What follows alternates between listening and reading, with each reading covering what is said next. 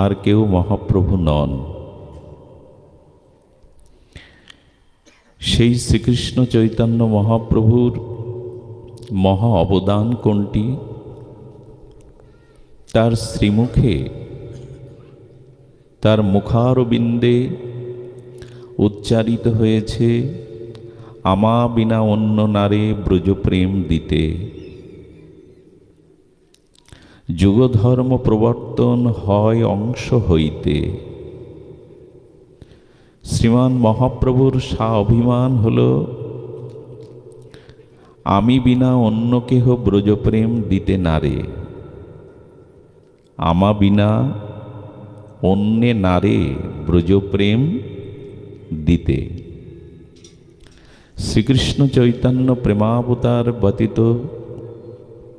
দাতা শিরোমণি ব্যতীত অন্য কেউ ব্রজপ্রেম দিতে পারবেন না। এই জন্য মহাপ্রভুর মহা অনবদ্য অবদান হল এই ব্রজপ্রেম। মহাপ্রভুর চরণে নিবেদিত সমর্পিত ভক্ত এই জন্য বলছেন, প্রভু দাস্যতে কৃপায়া নাথ, তোমার চরণের দাস অনুদাস করো। আর দেহি দেহি মহাপ্রভু, যদ্যপি এই প্রেম পাওয়ার আমি পাত্র নই, যোগ্য নই, তবে তোমার অপার অনুকম্পা, অপার কৃপার দ্বারা আমি এই প্রার্থনা করছি, তুমি আমাকে সেই ব্রহ্মার বাঞ্ছিত দুর্লভ ব্রজপ্রেম দান করো। এটি আমাদের গৌড়ীয় বৈষ্ণবের হার্দিক প্রার্থনা, হৃদয়ের প্রার্থনা। কারণ শ্রী গুরু মহারাজ আমাদের এই পথই নির্দেশ করেছেন, দিগদর্শন করেছেন। যুগল ভজন ধন, মোহে করালো উপদেশ। গৌড়ীয় বৈষ্ণবের সদ্গুরুদেব, তত্ত্বজ্ঞ গুরুদেব, ভগবানের করুণা কৃপামূর্তি শিল গুরুদেব কি বলে দিয়েছেন? যুগল ভজন। হেতা গৌরচন্দ্র পাব, অর্থাৎ নবদ্বীপে শ্রীমান নিত্যানন্দ গৌরচন্দ্রের চরণে সেই মহা রাস পরিণতি, সেই হরিনাম সংকীর্তনের মাধুর্য রস, প্রেমরস আস্বাদন করব। আর হরিনামকে সাথে করে, হরিনামের রসকে আস্বাদন করে কবে ব্রজের নিকুঞ্জ মন্দিরে যুগল ভজনে অধিকার পাব। এই তো আমাদের এটাই প্রার্থনা। এই প্রার্থনা পূরণের একমাত্র কারণ, মহাকারণ, কারণ্য ঘন প্রেমমূর্তি রাধা ভবদ্যুতি সুবলিত তনু শ্রীকৃষ্ণ চৈতন্য। আমা বিনা অন্য নারে ব্রজপ্রেম দিতে। এই প্রেম শ্রীকৃষ্ণ চৈতন্য নিত্যানন্দ প্রভু ব্যতীত, গৌর দাস অনুদাস ব্যতীত, গৌড়ীয় ভজনের পরম্পরায় সদ্গুরুদেব ব্যতীত এই রস কে দেবে? যদি গৌর না হইত, কেমনে হইত, কেমনে ধরিতাম দে। রাধার মহিমা প্রেম রস সীমা জগতে জানাতো কে? যদি গৌর না হইত, কে জানাতো? এই নিগূঢ়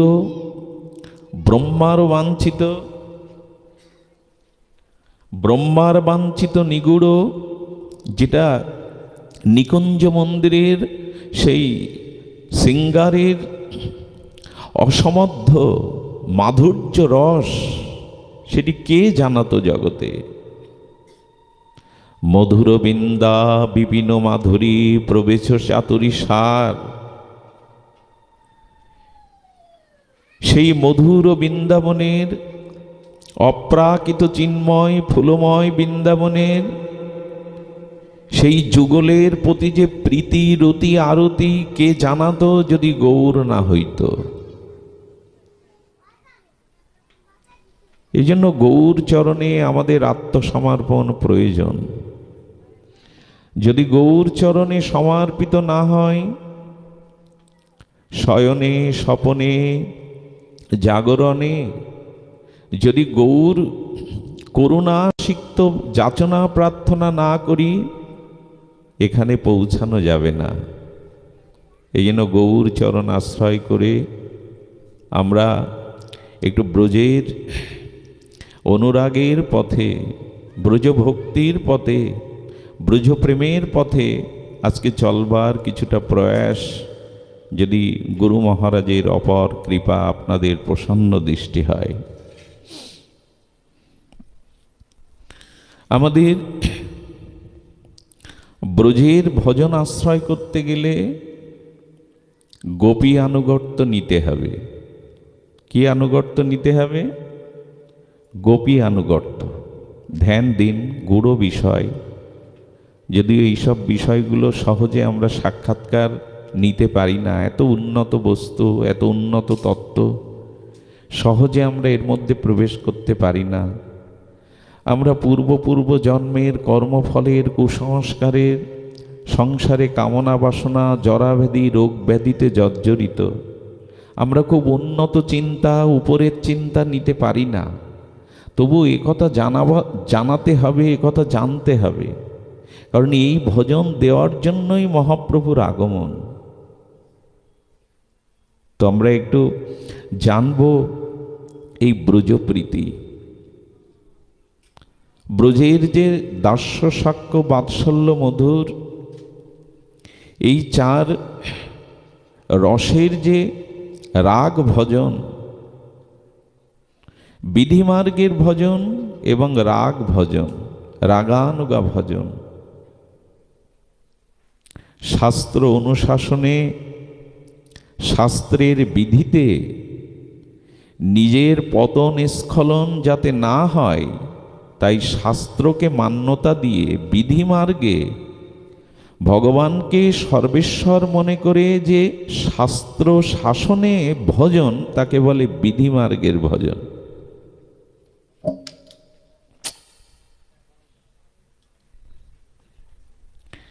এগুলি কি বলে? এইখানে রেখে দিন। বিধিমার্গের ভজন, বিন্দাজির গায়ে না লাগে, একটু ধ্যান দিন। শাস্ত্র অনুশাসনে আর নিজের স্খলন পতন, অবারিত স্খলন পতন যাতে না হয়, তাই শাস্ত্রের অনুশাসনে ভগবানকে সর্বশক্তিমান মনে করে, সর্বেশ্বর পরাৎপর মনে করে যে ভগবানের ভজন, তাকে বলে কি ভজন? বিধিমার্গের ভজন।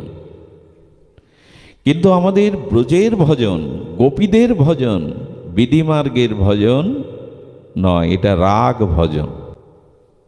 এখানে রাগ মানে ক্রোধ না, রাগ মানে অনুরাগ, প্রীতির ভজন। এই রাগ ভজনে শাস্ত্র আছে, শাস্ত্রের বাইরে কোনো ভজন নাই। তবে রাগ ভজনের শাস্ত্র নিয়ম কিছু আলাদা। কথার দিকে ধ্যান দিন, খুব মনোযোগ দিন, নাহলে ভেতরে প্রবেশ করতে পারবো না আমরা কেউ। বিধিমার্গে শাস্ত্র অনুশাসনে নিজের পতন যাতে না হয়, নরকগামী হতে না হয়, স্খলিত না হতে হয়, এই জন্য বিধি শাস্ত্র অনুশাসনে যে ভজন, তাকে বলে বিধিমার্গের ভজন। কিন্তু রাগ ভজনে শাস্ত্রের চোখ রাঙানি নাই। বিধিমার্গের যে শাস্ত্রের নিয়মাবলী শাসন, রাগ ভজনে এটি নাই। রাগ ভজনে বিধি আছে, শ্রুতি স্মৃতি পুরাণাদি পঞ্চরাত্র বিধিং বিনা ঐকান্তিক হরির ভক্তি উৎপাদেয়ত কল্পতে। যেখানে ভক্তি শাস্ত্রের, শ্রুতি স্মৃতি শাস্ত্রের বিধান নেই, সেটা বা সেটি আপাতত হরিভক্তির পন্থা হলেও সেটি উৎপাত মাত্র। আমরা একরকম উৎপাতই শুরু করে দিয়েছি। পূজা পার্বণ অনুষ্ঠানগুলোতে একমাত্র সেখানে শাস্ত্রবিধি, পুরাণ বিধি, বেদ বিধি এবং ভক্তিশাস্ত্রের বিধিকে লঙ্ঘন করে আমরা উৎপাত শুরু করে দিয়েছি। এটি যতই হরিভক্তির মতো দেখাক, এটি অনুষ্ঠান ভজনের মতো দেখাক, এটা উৎপাত ছাড়া জীবনে কিছু আসবে না। এই জন্য শাস্ত্র মানতে হবে। তো এখানে যে বলা হলো রাগ মার্গে শাস্ত্রের শাসন নাই, তবে বিধিমার্গের যে শাস্ত্র রাগ মার্গের সে শাস্ত্র নয়। রাগ মার্গে ভজন করতে গেলে, ব্রজের রাগ ভক্তি পেতে গেলে সেখানে শাস্ত্রের অনুশাসন খুব বেশি নাই। সেখানে কি আছে? সেখানে আছে অন্তরের অনুরাগ, প্রীতি। সেখানে শাস্ত্র শাসনের থেকে ভালোবাসার প্রবল তীব্র অনুরাগ। যেমন সমুদ্র থেকে নদীর দূরত্ব বহুদূর বহুদূর, কিন্তু নদী তার তরঙ্গায়িত স্রোতমালায় কত বাধা উপেক্ষা করে সমুদ্রে গিয়ে মিশবেই। তেমন ব্রজ ভজনে, রাগ ভজনে বিধিকে, শাসনকে অনেক সময় উপেক্ষা করে প্রিয়ের সেবার জন্য প্রবল উৎকণ্ঠিত লোভে সে সব বাধাকে উপেক্ষা করে ছুটে যায়। এইখানের যে ভজন, সেই ভজনটি আমরা একটু ধ্যান দেই। গোপী আনুগত্য বিনা ঐশ্বর্য জ্ঞানে, ভজিলেও নাহি পায় ব্রজে ব্রজেন্দ্র নন্দনে।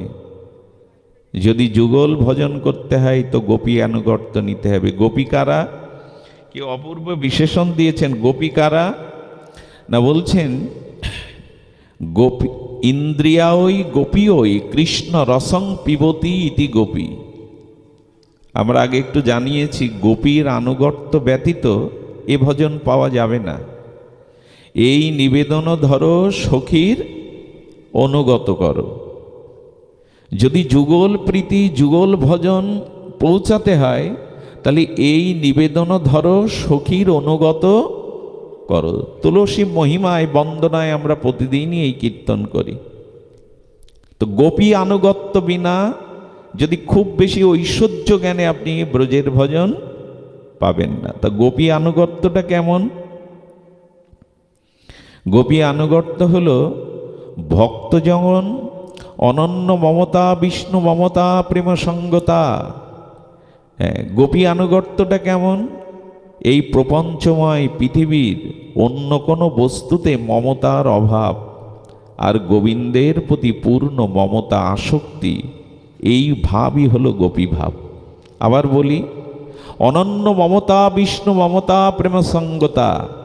তার মানে এই প্রপঞ্চময় জগতে কোনো বস্তু ব্যক্তির প্রতি যখন তার মমতাটা তুলে নিয়ে সমগ্র মমতাটা তার প্রাণপ্রিয় ভগবানের প্রতি অর্পণ করে, এরই নাম হলো গোপী আনুগত্য, এরই নাম হলো প্রেম। অন্য বস্তুতে মমতা শূন্যতা আর ভগবানের প্রতি পূর্ণ আসক্তি বা মমতা, এরই নাম প্রেম। জগৎকে, জগতের স্ত্রী পুত্র প্রপঞ্চময় জগৎকেও কিছুটা দেব, আবার কিছুটা ভগবানকেও দেব। ইহকালের কিছুটা সুখ চাই, পরকালের স্বর্গ বা মুক্তি সুখ চাই। ইহকালে সবার মন জয় করে হেসে খেলে কাটাবো, আবার ভগবানেরও কৃপা দৃষ্টি যাতে আমার উপরে পড়ে। এই দুটোকে নিয়ন্ত্রণ করে যারা চলে, তারা গোপী আনুগত্য নিতে পারবে না। তবে প্রাথমিক অবস্থায় এই অবস্থা থাকবে, কিন্তু একটা সময় মনে হবে তুমি ছাড়া মোর কেহ নাই, তুমি ছাড়া মোর এই জগতে কোনো কিছুই, বস্তু ব্যক্তি কিছুই নয়। এই অনন্য মমতা ভগবানের প্রতি অর্পিত হওয়ার নাম প্রেম। এই প্রেম জগতে হয় না, এই প্রেম কারোর সাথে হয় না। এই জন্য ভগবানের প্রতি অনন্য মমতার সর্বস্ব অর্পণের দৃষ্টান্ত একমাত্র ব্রজবাসীদের আছে, আর কারো নেই। খুব ধ্যান দিতে হবে, বুঝি বা না বুঝি, সমগ্র মমতা আসক্তি ভগবানকেই দিতে হবে। আচ্ছা, আমি নিচ্ছি, ধনঞ্জয়টা দিয়ে দিও।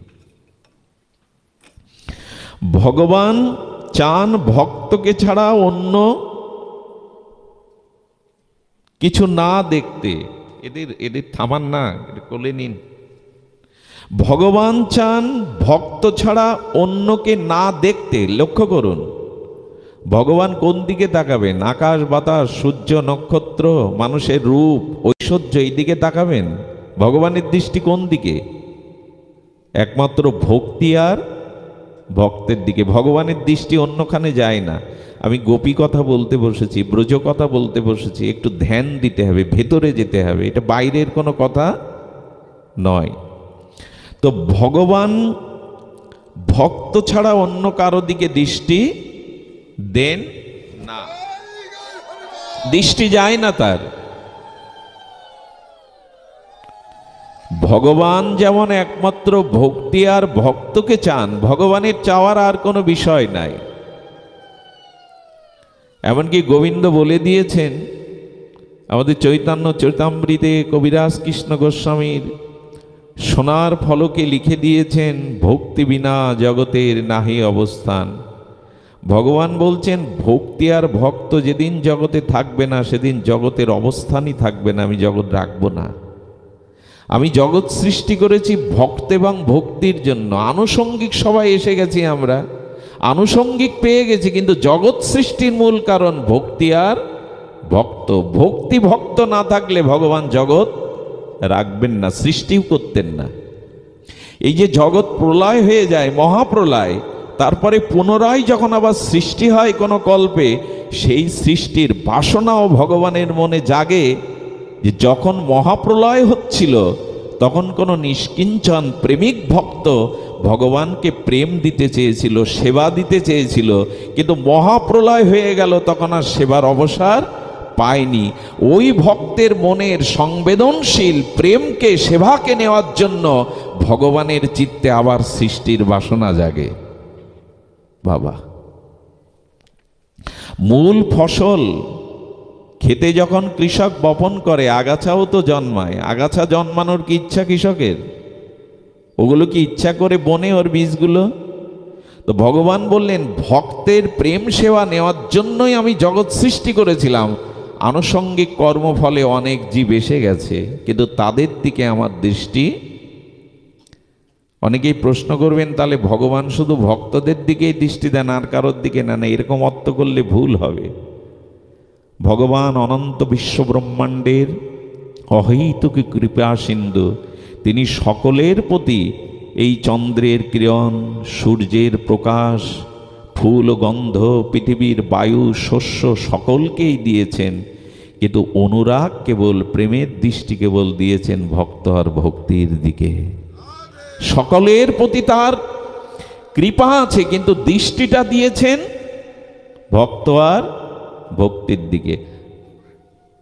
আচ্ছা, তাহলে ভক্তকে বলেন, ভগবান যেমন শুধু ভক্তকেই চান, ভক্তের দিকেই দৃষ্টি চান, তেমনি ব্রজভক্তি বা ব্রজের ভক্ত বা গোপীরা কারা? যারা একমাত্র ভগবানকেই সংসারে চান, যাদের দৃষ্টি একমাত্র ভগবানের সেবার দিকে, আনন্দের দিকে, আর কোনো দিকে। এরাই গোপী। গোপী কারা? গোপী ওই ইন্দ্রিয়াই কৃষ্ণ রসং পিবতি ইতি গোপী। তারাই গোপী যারা সমস্ত ইন্দ্রিয় দিয়ে কৃষ্ণ রস ব্যতীত জগতের অন্য কোনো প্রপঞ্চ রস পান করে না। যারা গোপীরা যে চক্ষু দিয়ে গোবিন্দের রূপমাধুর্যকে দেখেছেন, সংসারে অন্য কোনো রূপ তাদের নয়ন মনে ধরে না। যারা সমগ্র ইন্দ্রিয় দিয়ে কৃষ্ণ রস পিবতি পান করে, অন্য রস পান করে না। কি সহজ কথা! যারা সর্ব ইন্দ্রিয় দিয়ে কৃষ্ণ রস পান করে, এরা গোপী। গোপী সাধারণ কোনো শব্দ নাই, না গোপী না পুরুষ, গোপী রমণীয় না, পুরুষও না। গোপী একটি ভাব। গোপী সাজলেই গোপী হওয়া যায় না, গোপী শৃঙ্গার করলেই গোপী হওয়া যায় না। গোপী কারা? গোপী একটি বিশেষ ভাব, বিশেষ ভাবকেই বলে গোপী। সেই ভাব কি? যারা সর্বেন্দ্রিয় দিয়ে কৃষ্ণ রস আস্বাদন করেন। ভগবান চাই শুধু ভক্তের কাছে যেতে, আর তদরূপ গোপীরা চায়, প্রকৃত ভক্তরা চায় কেবল ভগবানের কাছে যেতে। এই দুটো যখন পরস্পর মিল হয় তখনই এটা ব্রজভাব হয়। যদি বলেন ব্রজবাসীরা ঘর বেঁধেছিল, তারা রাস্তা নির্মাণ করেছিল, ঘর সাজিয়েছিল, তাদের স্ত্রী পুত্র কন্যাদি ছিল, তাদেরও তো সংসার ছিল, কি করে বলছো যে সর্বেন্দ্রিয় দিয়ে সর্বস্ব কৃষ্ণকে নিবেদন করেছে? গোপীদেরও তো সাজগোজ ছিল, তারাও অলংকার পরত, তাদেরও তো সংসার ছিল, কি করে বলছো যে সর্বস্ব গোবিন্দ চরণে সঁপে দিয়েছিল?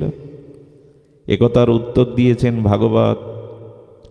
গোপীদের ঘর বাঁধা, গোপীদের সংসার রচনা করা, গোপীদের ঘর পরিপাটি করা, গোপীরা নিজ অঙ্গে অলঙ্কারে দ্বারা ভূষিত হওয়া, এই সব কিছুই চেষ্টার একমাত্র উদ্দেশ্য ছিল কৃষ্ণ সুখ। গোপীরা ঘর বেঁধেছিল কেন জানেন? এই ব্রজের নন্দন, আমাদের নয়নমন, আমাদের একান্ত জীবন এই ঘরে ননি চুরি করতে প্রবেশ করবে, এই জন্য ঘর বেঁধেছি, নাহলে ঘর বাঁধতাম না। কৃষ্ণ যদি না আসতো আমাদের দুয়ারে, আমরা ঘর, কৃষ্ণকে সুখ দেওয়ার জন্য ঘর। বললেন তাহলে স্ত্রী পুত্র কন্যা এদের কেন?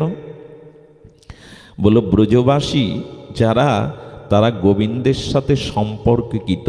কেউ গোবিন্দের সখা, গাবিগুলোও গোবিন্দের প্রিয়, কেউ গোবিন্দের সখা, কেউ বা রাধারানী ললিতা বিশাখার সখী, অর্থাৎ ব্রজে যারা বাস করত গোবিন্দের প্রকট লীলায়, তাদের গোবিন্দের সাথে কোনো না কোনো সম্বন্ধ ছিল। তাই বললেন আমার স্বামী, আমার সন্তান সকলের সাথে গোবিন্দের সম্বন্ধ আছে বলে আমাদের সাথে ওদের সম্বন্ধ আছে। গোবিন্দের সাথে সম্বন্ধ না থাকলে আমরা এদের সাথে সম্বন্ধই রাখতাম না।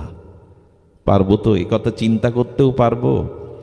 এই জন্য রাস রজনীতে গোবিন্দের মুরলীধ্বনি বংশী বটে যেদিন শারদ পূর্ণিমায় বাজল, সেদিন কিছু গোপী যেতে গিয়ে স্বামীরা বাধা দিয়ে দিল, তাদের আর রাসে যেতে দিল না। তাদের চুলির মুঠি ধরে বদ্ধ দুয়ারে তাদের ঘরে আটকে রাখলো। গোপী বলল দেহটা আটকাতে পারো, কিন্তু প্রাণ আটকানোর ক্ষমতা নেই। তারা সঙ্গে সঙ্গে মহাযোগেশ্বরের মতো এই দেহকে বিসর্জন দিয়ে প্রাণ নিয়ে আত্মা নিয়ে গোবিন্দের রাসে চলে গেল। তাহলে স্বামী সংসার কিসের জন্য ছিল? না গোবিন্দের সাথে কোনো না কোনো সম্বন্ধ এদের আছে। তাই দেখুন শ্রীদাম সুদাম প্রভাতে উঠে যখন মায়ের কাছে কাতর হয়ে খেতে চাই, তোমা কিছু খেতে দাও, তখন বলতো আগে কানাইয়ের মুখটা দেখে আয়, কানাইয়ের মুখ না দেখলে তোদের মুখে কিছু। গোবিন্দের সাথে সম্বন্ধ আছে বিধায় এরা পুত্র পরিজনকে স্বীকার করেছে, না হলে করত না। এরা সর্বস্ব জলাঞ্জলি। এই দেখুন দেহ ধর্ম, গেহ ধর্ম, কুল ধর্ম, জাতি ধর্ম, বেদ ধর্ম সব কিছু ত্যাগ না করলে গোপী হওয়া যায় না। তারা সর্বস্ব ত্যাগ করেছে। দেহ ধর্ম তাদের নিজের সুখ বলে কিছু, নিজের কথাগুলি এত মার্মিক কথা, তো ঘুম পাড়ানি কথা, যারা বুঝতে পারবে না এমনি ঘুমিয়ে পড়বে। যে বস্তু অনুভব করা যায় না সে বস্তুতে আনন্দ আসে না। এই জন্য এখনই অনেকেই ঘুমাতে শুরু করেছেন মায়েদের মধ্যে। তবে আপনারা ঘুমালে কি হবে? হরিকথা লোকের মনোরঞ্জনের জন্য নয়, হরিকথা প্রিয়া প্রীতমে রাধা মাধবের আনন্দের দানের জন্য। এটা লোকরঞ্জনের অনুষ্ঠান নয়, এটা শ্যাম শ্যামাকে, প্রিয়া প্রিয়কে আনন্দ দেওয়ার জন্যই অনুষ্ঠান। তো যদি বলেন তাহলে আমরা এসেছি কি জন্য? বলে এখানে যদি রাধা মাধবকে আনন্দ দেওয়া যায়, নিতাই গৌর প্রসন্ন হয়, তবে তার এক কণার ছটা আমাদের উপরে আসলে আমাদের এ জীবন না অনন্ত জন্ম ধন্য হয়ে যাবে। তার প্রসাদী কৃপায় আমাদের আনন্দ। এই জন্য গোপীরা কি করেছেন? গোপীরা তাদের দেহ ধর্ম, বেদধর্ম, কুলধর্ম, সমস্ত ধর্ম জলাঞ্জলি দিয়েছে গোবিন্দের সুখের হেতু। এই জন্য তো গোপী, এই জন্য তারা গোপী। তারা সর্বস্ব অর্পণ করেছে। এবং আরো কি করেছে জানেন? দেখুন, একটি কথা বলি, প্রেম কোনো প্রদর্শনের জিনিস নয়। খুব তাত্ত্বিক একটা কথা, যা আমি ইতিপূর্বে কোনোদিন আলোচনা করিনি, একটু যদি ধ্যান দিয়ে শ্রবণ করেন। প্রেম কোনো প্রদর্শনের জিনিস, দেখানোর জিনিস নয়। প্রেম কখনো বিজ্ঞাপনের জিনিস, প্রদর্শনের জিনিস নয়।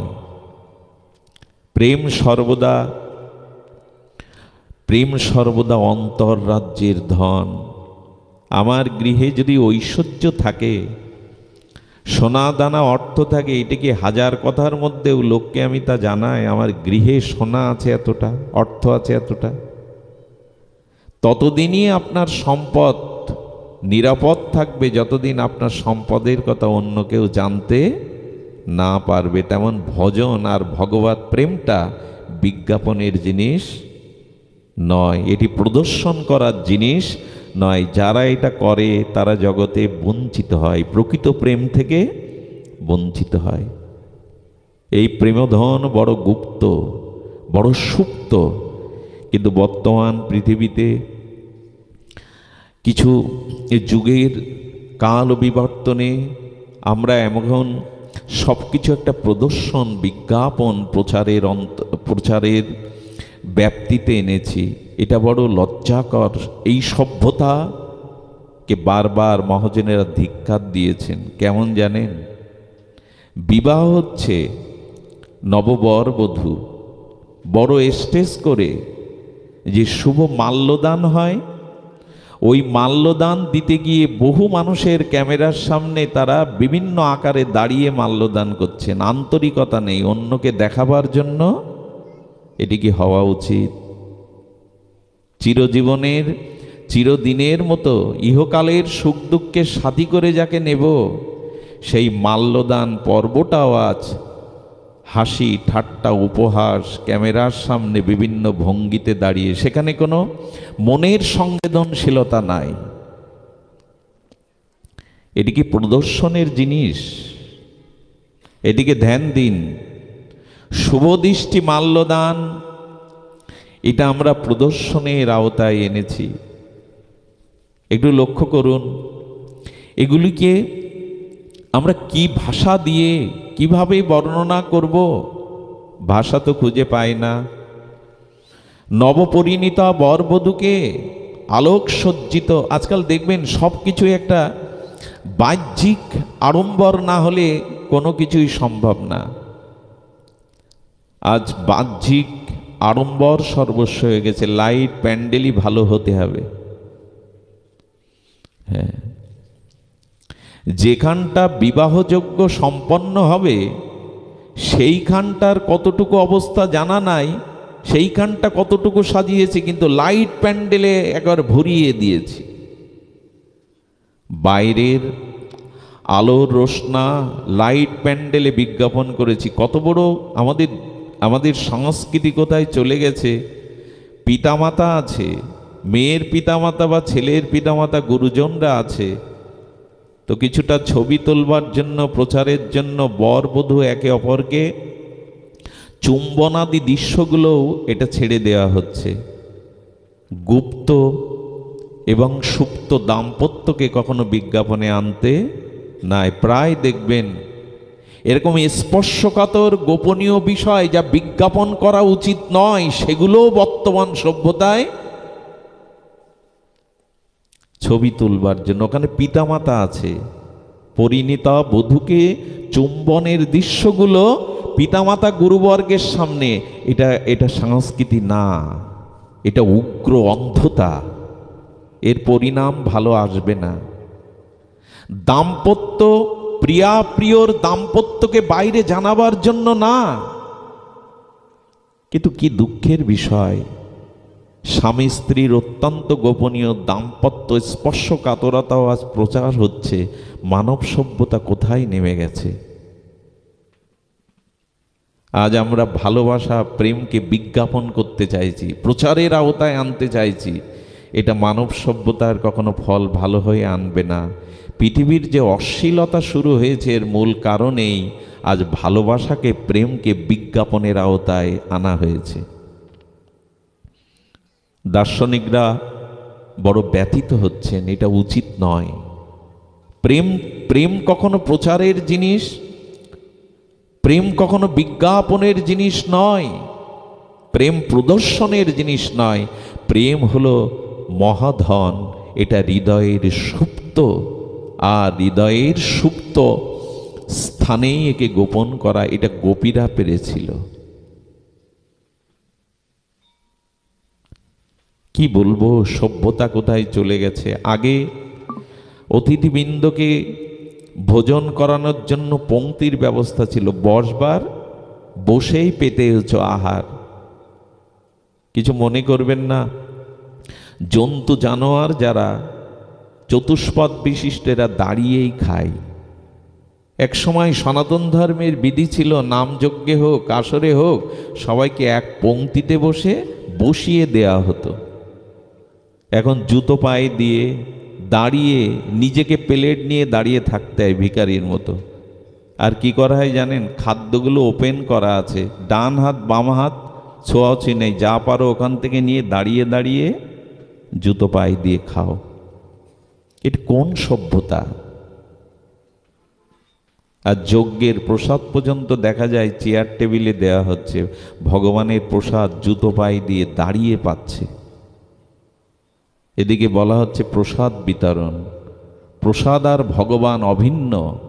প্রসাদকে জুতো পায়ে দিয়ে নেওয়া যায়, দাঁড়িয়ে নেওয়ার কোনো ভোজনের ব্যবস্থা সনাতন ধর্মে বলা আছে? বিশেষ কারণ ছাড়া দাঁড়িয়ে আহার করার বিধি ব্যবস্থা নাই। কিন্তু সভ্যতা যেখানে, যত হাই সোসাইটি যাবেন দেখবেন খাদ্য সব সাজানো আছে, আপনাকে নিজেই নিতে হবে। প্লেট নিলেন, এটা আরও উন্নত সভ্যতায় তাদের কৃষ্টি কালচার হলো প্লেট নিজেকে নিতে হবে, ডান হাত বাম হাত কোনো ব্যাপার নেই, ওখান থেকে যা নিন। আর হলো একটু অর্ধেক নষ্ট না করলে আপনি ঠিক উন্নত শিক্ষিত উচ্চ সমাজের মানুষ নন।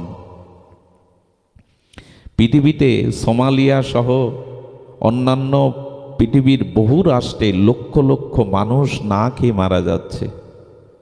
আর আমাদের কালচার হলো যে যত পাতে নষ্ট করতে পারবে সে তত উন্নত শ্রেণীর, সে তত আধুনিক, এই প্রমাণ হবে। 5 স্টার হোটেলে গিয়ে, 7 স্টার হোটেলে গিয়ে 200 টাকার জিনিস 2000 টাকা দিয়ে খেয়ে নষ্ট করে আসবে, কিন্তু তার জানা নাই এই এক মুঠো নষ্ট করা জিনিস একটা মানুষের জীবন বাঁচাতে পারে। সভ্যতা কোথায় এসে থেমেছে। খাওয়া দাওয়া, প্রেমকে, বিশেষ করে ভালোবাসাকে, দাম্পত্যকে আজ ওপেন করা হচ্ছে। হ্যাঁ,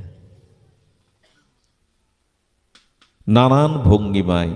গোপীরা বললেন প্রেম কোনো প্রদর্শনের জিনিস নয়, প্রেম কোনো বাহ্যিক কোনো, দেখুন এই জন্য গোপী প্রেম জগতে বড় দুর্বোধ্য, এটি বোঝা যায় না, দূর যে একে জয় করা যায় না। শুধু মহাপ্রভু রূপ সনাতন আচার্যবর্গ আমাদের যদি লিখে না যেতেন এই গ্রন্থ, আমরা বুঝতেই পারতাম না গোপী প্রেম কত উন্নত। গোপী প্রেমের মহিমা, এটি গোপী আনুগত্য না নিলে অনুভব করা যাবে না। তারা সর্বস্ব তারা গোপন করতে জানে। পি শব্দে পান আর রক্ষণ, পি ধাতু থেকে গোপী শব্দ নিষ্পন্ন হয়। পি ধাতুর অর্থ হলো পান। তারা গোবিন্দ রস ছাড়া যেমন অন্য রস পান করে না, আর তারা ভগবানের প্রেমকে সুরক্ষায় রাখতে পারে, সংগোপনে সুরক্ষিত রাখতে পারে। তারা প্রেম কখনো নষ্ট করে না। ভগবানের স্বভাব কেমন জানেন? যশোদার কোলে যখনই গোপাল আছে তখনই দুজনের পরমানন্দ। কিন্তু গোপালকে রেখে মা যশোদা যদি অন্য কাজে যান, তবে গোপাল কাঁদতে থাকে, জগৎকে জানাতে থাকে আমাকে কোলে করেই রাখো, আমাকে ছেড়ে অন্য কাজে যেও না, অন্যদিকে মন যেও না। যদি কখনো ভক্ত ভগবানকে ছেড়ে অন্য কোথাও যায়, ভগবান এমন কিছু আচরণ করেন, ক্রন্দন করেন, যতক্ষণ ভক্ত ফিরে না আসবে ততক্ষণ ভগবানের আনন্দ নাই। ভক্তও তদ্রূপ। যদি কখনো ভগবানকে কোনো কারণে ভগবান দূরে যান, ভগবানের সাথে কিঞ্চিত বিচ্ছেদ হন, তবে জলহীন মাছের মতো বিরহ বেদনায় ছটফট করতে থাকে ভক্ত, যতক্ষণ ভগবান তার কাছে না আসবেন। একে বলে প্রেম। দুজন ছাড়াছাড়ি হতে কখনো পারবে না। মিনকে মাছকে জল ছাড়া করে স্বর্ণ থালায় পদ্মের পাপড়ির মধ্যে রাখলেও কি বাঁচবে গো? জলই তার আশ্রয়, জলই তার জীবন। তেমন ভক্ত যেমন ভগবানকে ছেড়ে থাকতে পারে না, ভগবানও ভক্ত ছাড়া থাকতে পারেন না। এরই নাম প্রেম। আমরা কত জন্ম ভগবান হারা হয়ে আছি, একবারও বিরহ জাগে? বিরহ কি জাগে? তাহলে একে কি বলবেন?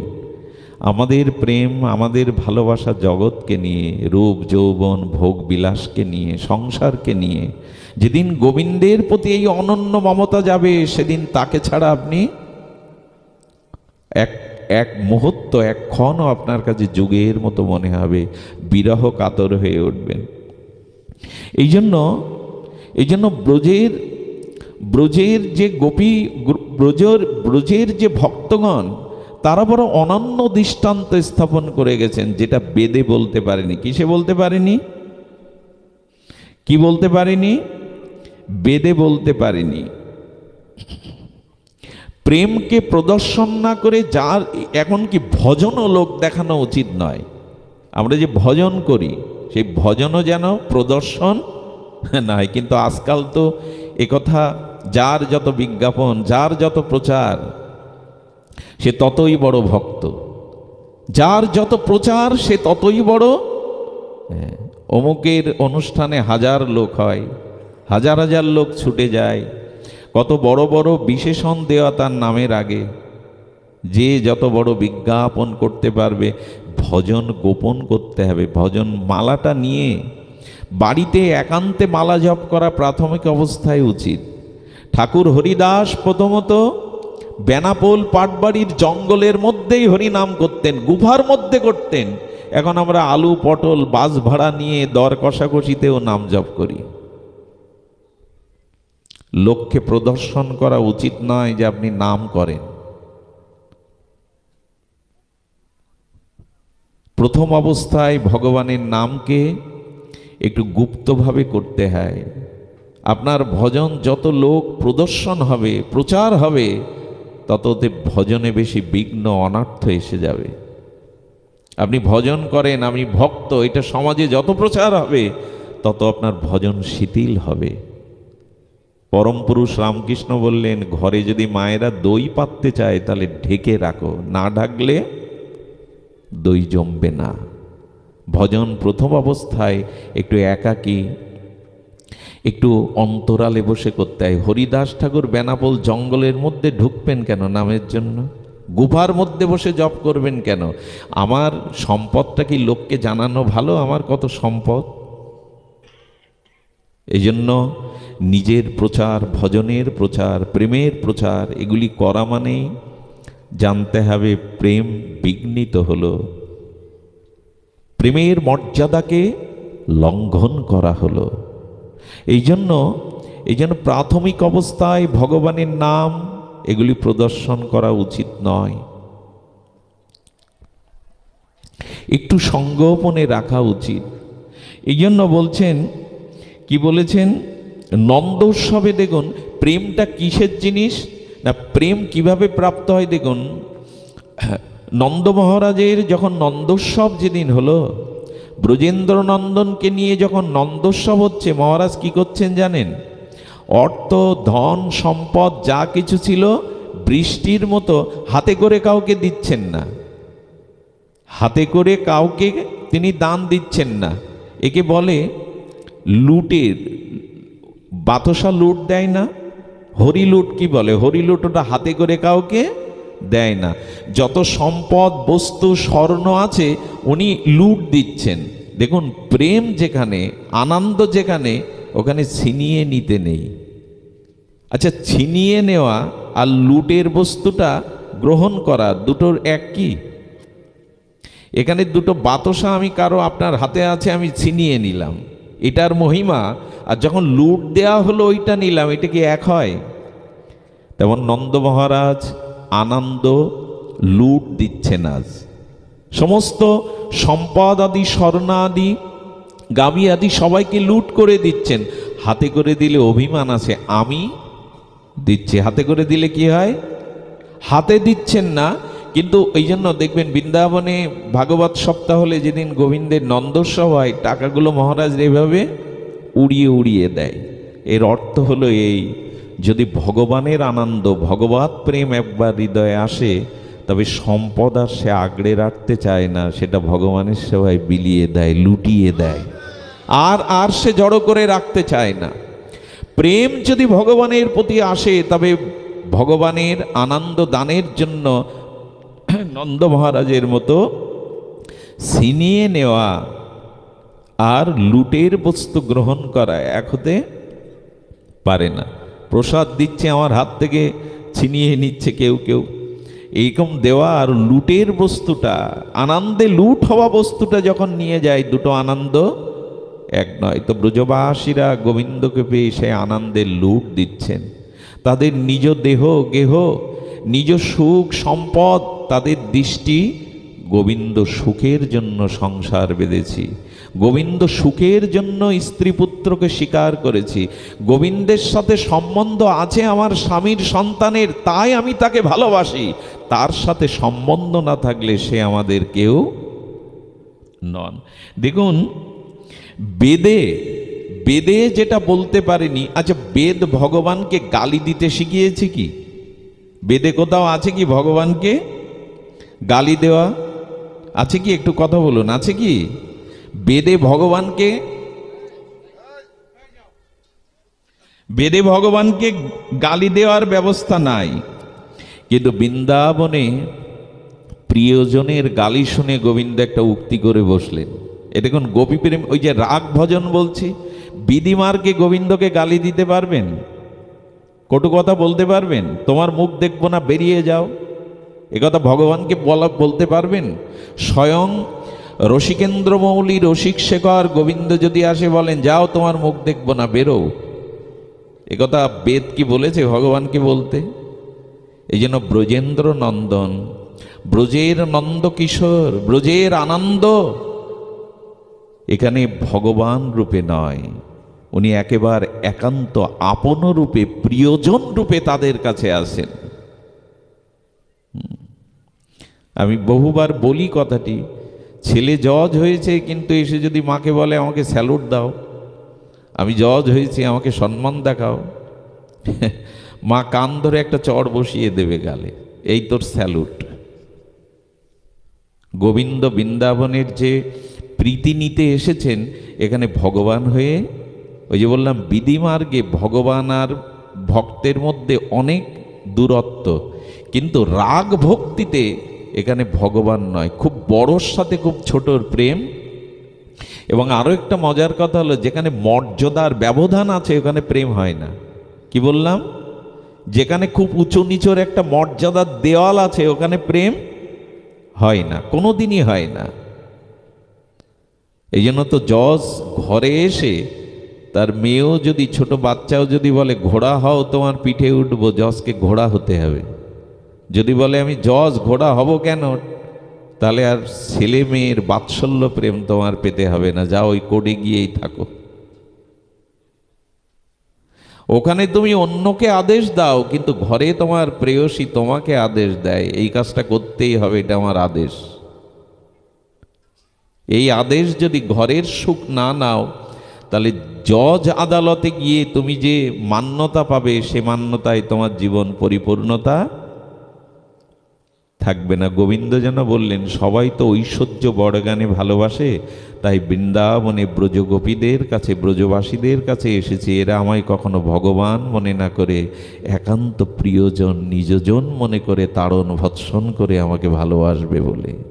এই হলো রাগ রীতি, এই হলো রাগানুগা ভক্তি রীতি। এটা ব্রজে ছাড়া অন্য কোথাও নাই, অন্য কোথাও পাওয়া যাবে না।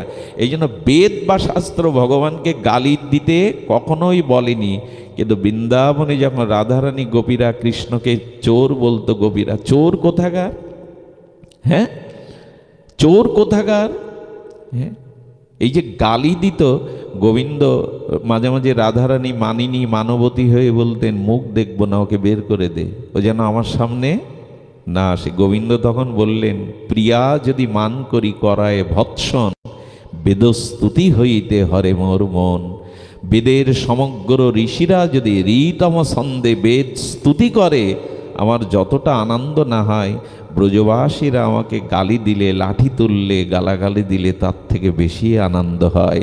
রাধারানী গোপীগণ যদি মান করে আমাকে ভৎসনা করে, যাও মুখ দেখব না, যাও, হ্যাঁ এই যদি গালাগালি দেয় সেটাই আনন্দ দেয়। আমি যে রাগ ভজনের কথা বলতে কিছুটা কিঞ্চিত চেষ্টা পাচ্ছি, সেই ভজনটা এমনই, এখানে গোবিন্দকে গালি দিলেও তার মধুর লাগে। প্রিয়জন গালি দিলে মধুর লাগে কি না? প্রিয়জনের গালি কি অপমান বোধ হয়? যাকে খুব ভালোবাসেন, অন্তরের একান্ত নিজজন, সে যদি কিছু গালি দেয় তখন ওটা মধুর হয়, অপমানটাও সেখানে মানের হয়ে দাঁড়ায়, দাঁড়ায় কি না? এই জন্য গোবিন্দ এখানে বলছেন যে না, তিনি গালিটি পর্যন্ত আদর করে নিয়েছেন। শুধু কি তাই, বৃন্দাবনের গোপীদের মহিমা দেখুন। মাঝে মাঝে ব্রজগোপীদের ঘরে যেতেন গোবিন্দ, গিয়ে কি বলতেন, গিয়ে কি বলতেন? আচ্ছা ভগবানকে কখনো বলা যাবে? ভগবান যদি বলে আমি তোমার চরণটা একটু সেবা করব, একথা উচ্চারণ করাও ব্যাসপীঠে উচিত কি? কথা কি বোঝা যায়? ঘুমায়ও না মা, গোবিন্দ যদি বলে আমি তোমার চরণটা একটু সেবা করব, কেউ বাড়িয়ে দিয়েছে কি পর্যন্ত? দেওয়া কি উচিত? কিন্তু রাধারানী বলছেন, রাধারানী বললেন, শ্যাম হে সুন্দর, আমার চরণ সেবা করে বুকে জড়িয়ে ধরে মস্তকে নিয়ে যদি তুমি সুখ পাও তবে বাড়িয়ে দিচ্ছি। এ কোথায় আছে? লক্ষ্মী দেবী কোথায় আছে নারায়ণের? বৈকুণ্ঠ অধীশ্বরী, হ্যাঁ সতী অধীশ্বরী, বৈকুণ্ঠ নারায়ণ বক্ষ বিলাসিনী লক্ষ্মী দেবী সর্বদা নারায়ণের চরণ সেবা করছেন, করছেন কিনা? এবং কোমল হস্তটা নারায়ণের চরণে দিতে গেলেও হাত কাঁপে। আমার হস্তটা কঠিন, কিন্তু নারায়ণের চরণ বড় কোমল, ব্যথা পাবে না তো? কিন্তু এখানে রাধারানী চরণ এগিয়ে দিয়ে বলছে, যদি বুকে ধরে মস্তকে ধরে তোমার সুখ হয় তবে তোমার সুখের জন্যই সেবা করো। এ কোনো শাস্ত্রে লিখিত আছে? সম্ভব কি এটা? এক গোপীকে রাধারানী পাঠিয়েছেন আজ নিশীতে গোবিন্দ কোন কুঞ্জে আসবে এটা জানাতে। গোবিন্দের সাথে আজ রাধারানীর দেখা হয়নি, সখীদের দেখা হয়নি। সখী রাধারানী প্রেরিত হয়ে এসেছেন, এসে দেখছে দাদা বলরাম, নন্দ বাবা, যশোদা মার মাঝে গোপাল বসে আছে। আচ্ছা ওইখানে কি বলা যাবে রাধারানী আজ নিশীতে তোমাকে অমুক কুঞ্জে দেখা করতে বলেছেন? এটি কি বলা যাবে? তো যখন উঠে আসছে তখন গোপী করেছে কি, উঠে দাঁড়িয়েছে।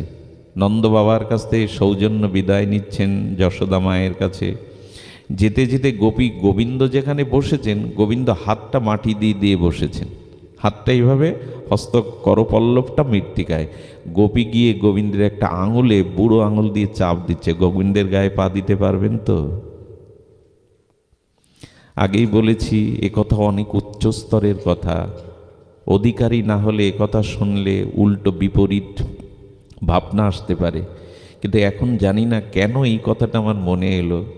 এখানে আমার স্বজাতীয় সম্প্রদায় ভজনানন্দে আপনারা আছেন, এই নীরবতাও আছে, এখানে এই কথা সাজে।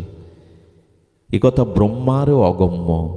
মহাপ্রভু এটা না জানালে, রূপ সনাতন গ্রন্থে এগুলো আমাদের জন্য না রেখে গেলে এটা ব্রহ্মারও অজানা ছিল। কারণ ব্রহ্মা এসেও বিশ্বাস করতে পারেনি ইনি ভগবান, ইনি ভগবান। এটো খাচ্ছে, সকাদের এটো খাচ্ছে, কাঁধে চড়ছে, কৃষ্ণের কাঁধে চড়ছে সুদাম শ্রীদামা। এটো ফলগুলো খাচ্ছে, মা যশোদা লাঠি নিয়ে তাড়াচ্ছে, বলি ইনি ভগবান। ব্রহ্মাও বুঝতে পারল না, তা আমরা কি বুঝব? ব্রহ্মা বুঝতে না পেরেই তো গোবৎস হরণ করলো। এ ভগবান হয় কি করে? যে লোকের এটো খায়, যে গরু চড়ায়, যে মায়ের দড়িতে বাধা পড়ে, সে ভগবান কি করে? ব্রহ্মারও বুঝতে পারল না। ব্রহ্মা জি আমরা পারবো বলে আমরা পেরেছি মহাপ্রভুর করুণায়, নিতাই চাঁদের করুণায়। এটা আমাদের প্রাপ্য। নিতাই চৈতন্যের করুণার যুগে, ব্রজভক্তির যুগে এটা আমাদের প্রাপ্য, এটা অধিকার আমাদের। রূপ সনাতন গোস্বামীগণ বৃন্দাবনের একান্তেই ভজন দিয়ে গেছেন আমাদের। এই সংবাদটা জানাও বড় ভাগ্যের। এই মনুষ্য জীবন পেয়ে, সনাতন হিন্দুর ঘরে জন্মে এই ব্রজভক্তির খবর পাওয়াটা, ওইটি জানাটাও অনেক বড় ভাগ্যের। অনন্ত জীবনেও এই সংবাদ আমরা পেতাম না গোস্বামীগণের কৃপা না হলে, রূপ সনাতনের কৃপা না হলে। এটি মহাপ্রভু রূপ সনাতনের দ্বারা জগৎকে জানিয়েছেন না, এটা গুপ্ত।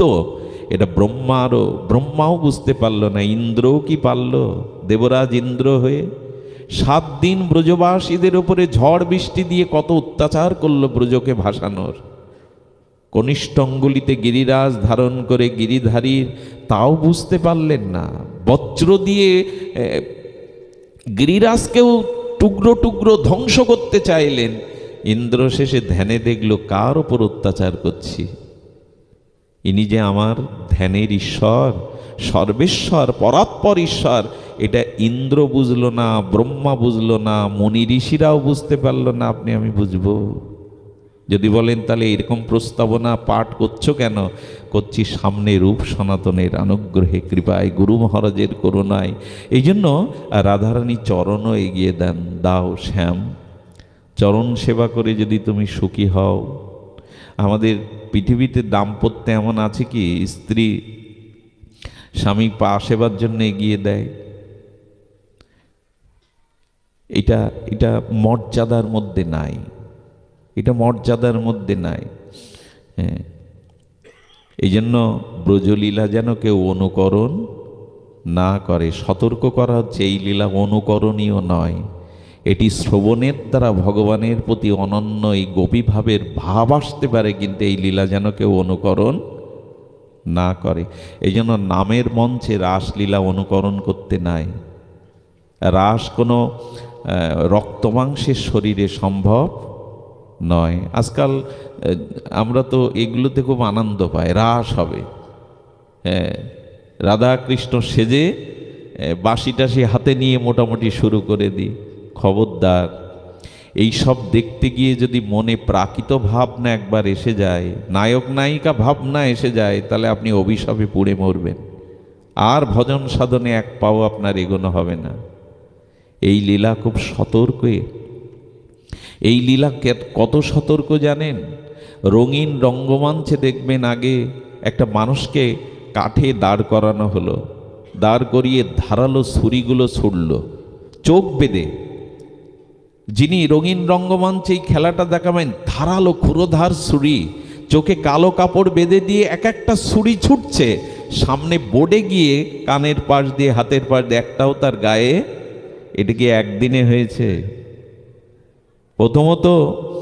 প্রথমে একটা স্ট্যাচু তৈরি করে একটা কাঠের সাধারণ ছুরি দিয়ে দিনের পর দিন অভ্যাস করতে করতে যখন তার দৃষ্টি সূক্ষ্ম হয়েছে, তখন রঙিন রঙ্গমঞ্চে কাপড় বেঁধে দিয়ে বললে এবার খেলা দেখাও। শিশু কি প্রথমে দৌড়াতে পারে?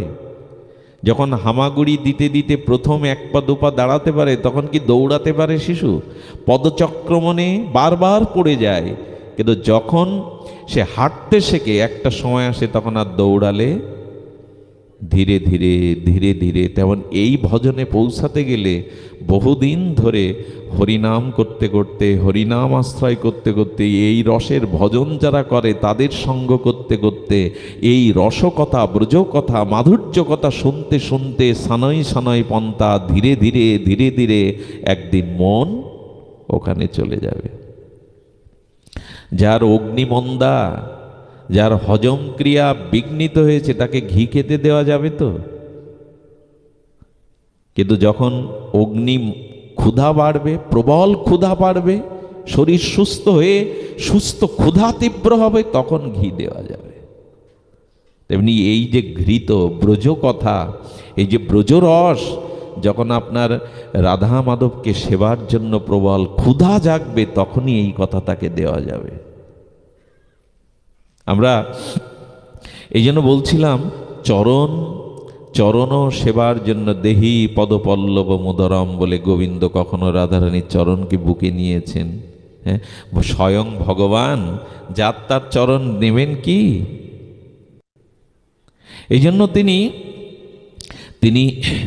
তিনি মস্তকেও ধারণ করেছে দেহি পদপল্লব মুদরম।